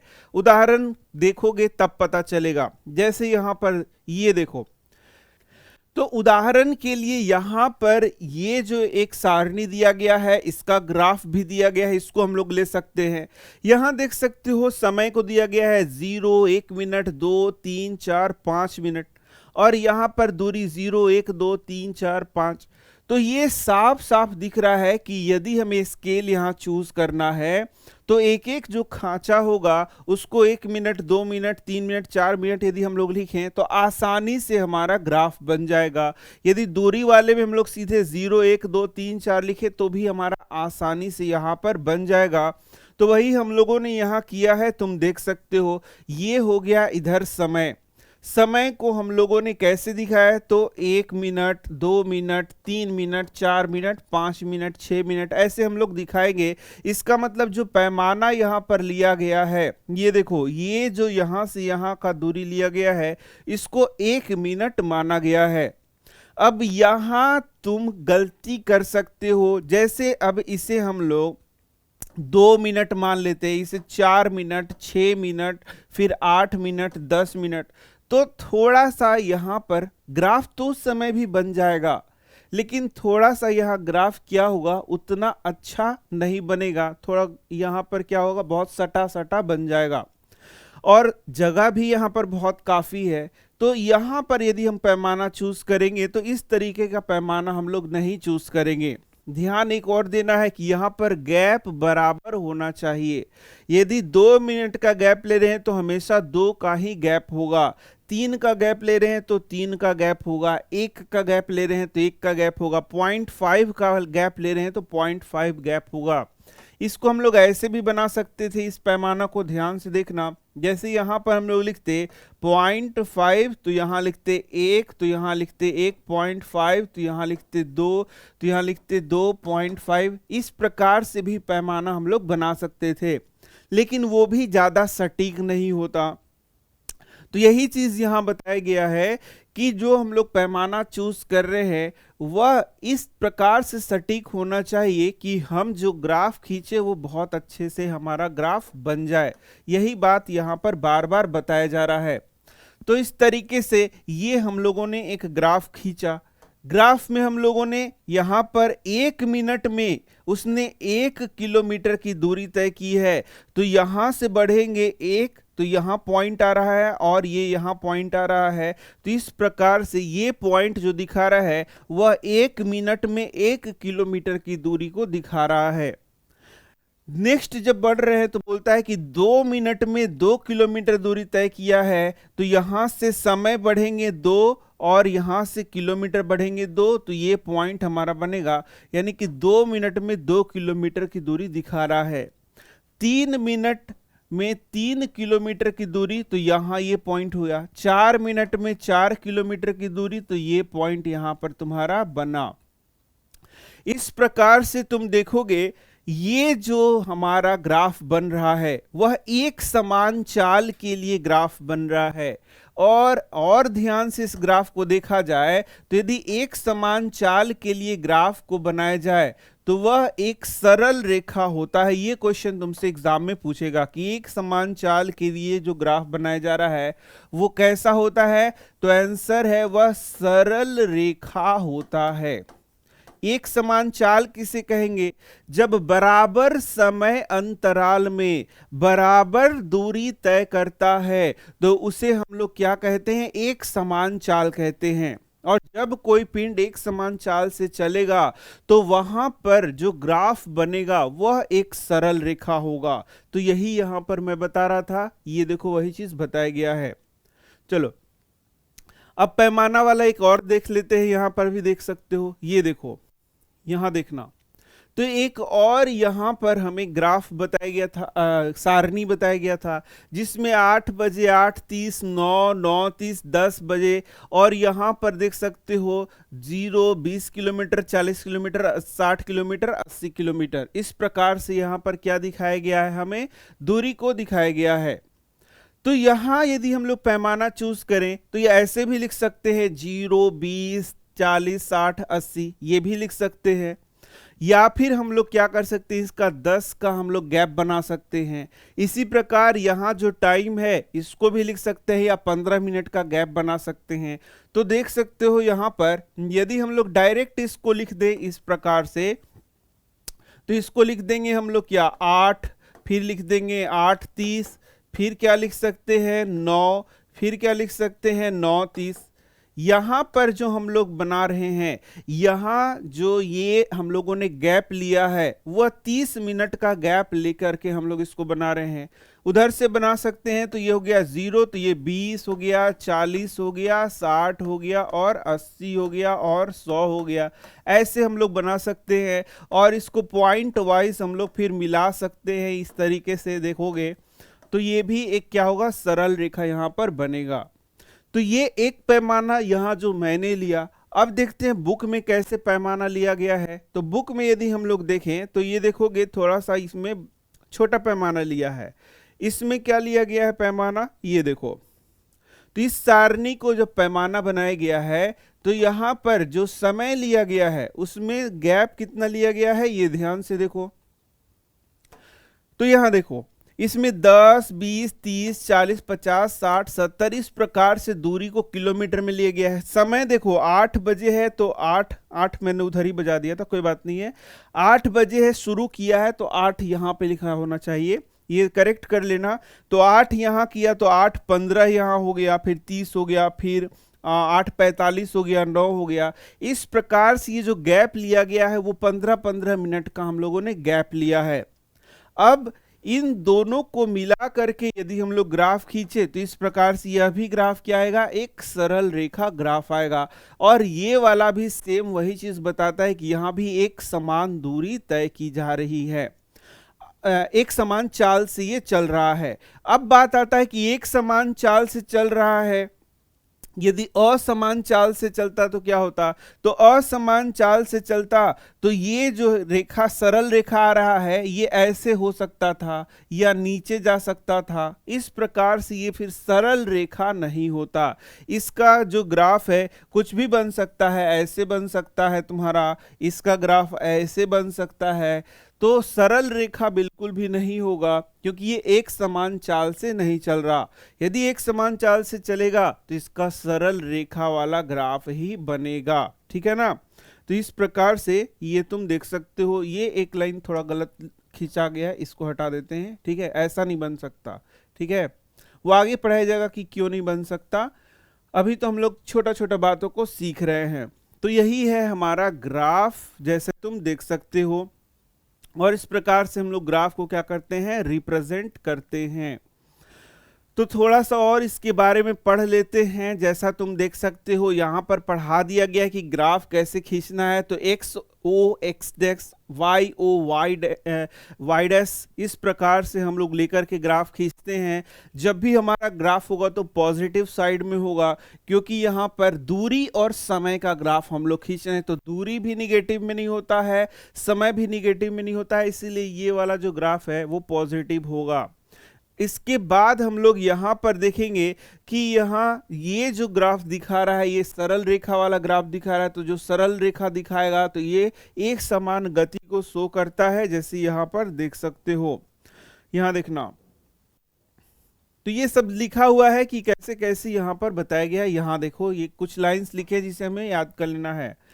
यदि दूरी समय ग्राफ एक सरल रेखा है तो यह संकेत करता है कि वस्तु किसी नियत चाल से गति कर रहा है। भी ये क्वेश्चन है, यही क्वेश्चन तुमसे पूछता है कि यदि कोई पिंड एक समान चाल से चल रहा है तो वहां पर वह कैसा वहां पर रेखा प्रस्तुत होगा। तो आंसर एक सरल रेखा यहां पर बनाएगा।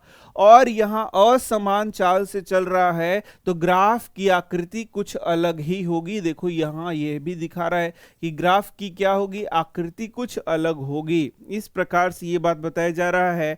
पैमाना कैसे चूज करते हैं ये मैंने बताया कि पैमाना को चूज करने समय काफी सारी चीजों को हम लोग को ध्यान में रखना है, ऐसे ही पैमाना को चूज नहीं करते। तो इस तरीके से ये सब चीज यहाँ पर दिखाया जा रहा है, जैसा तुम जान रहे हो। ये देखो, ये ग्राफ हम लोगों ने यहाँ पर पढ़ा। इस तरीके से हम लोग यहाँ पर ग्राफ को क्या करते हैं, खींचते हैं। एक दो ग्राफ खुद से भी तुम खींचोगे तो बहुत आसानी से इसको सीख सकते हो। तो भाई कैसा लगा वीडियो जरूर कमेंट करके बताना। यदि ये सारे वीडियोस एक साथ लेना चाहते हो तो हमारे ऐप पर जा सकते हो, लिंक डिस्क्रिप्शन में तुमको लिंक जो है सो मिल जाएगा। और वहाँ 6, 7, 8, 9, 10 ये सारे जो क्लासेस हैं उसका NCERT का वीडियो एक साथ अब उपलब्ध होने जा रहा है, तो वहाँ तुम देख सकते हो। तो मैं मिल रहा हूँ तुमसे नेक्स्ट वीडियो में। धन्यवाद।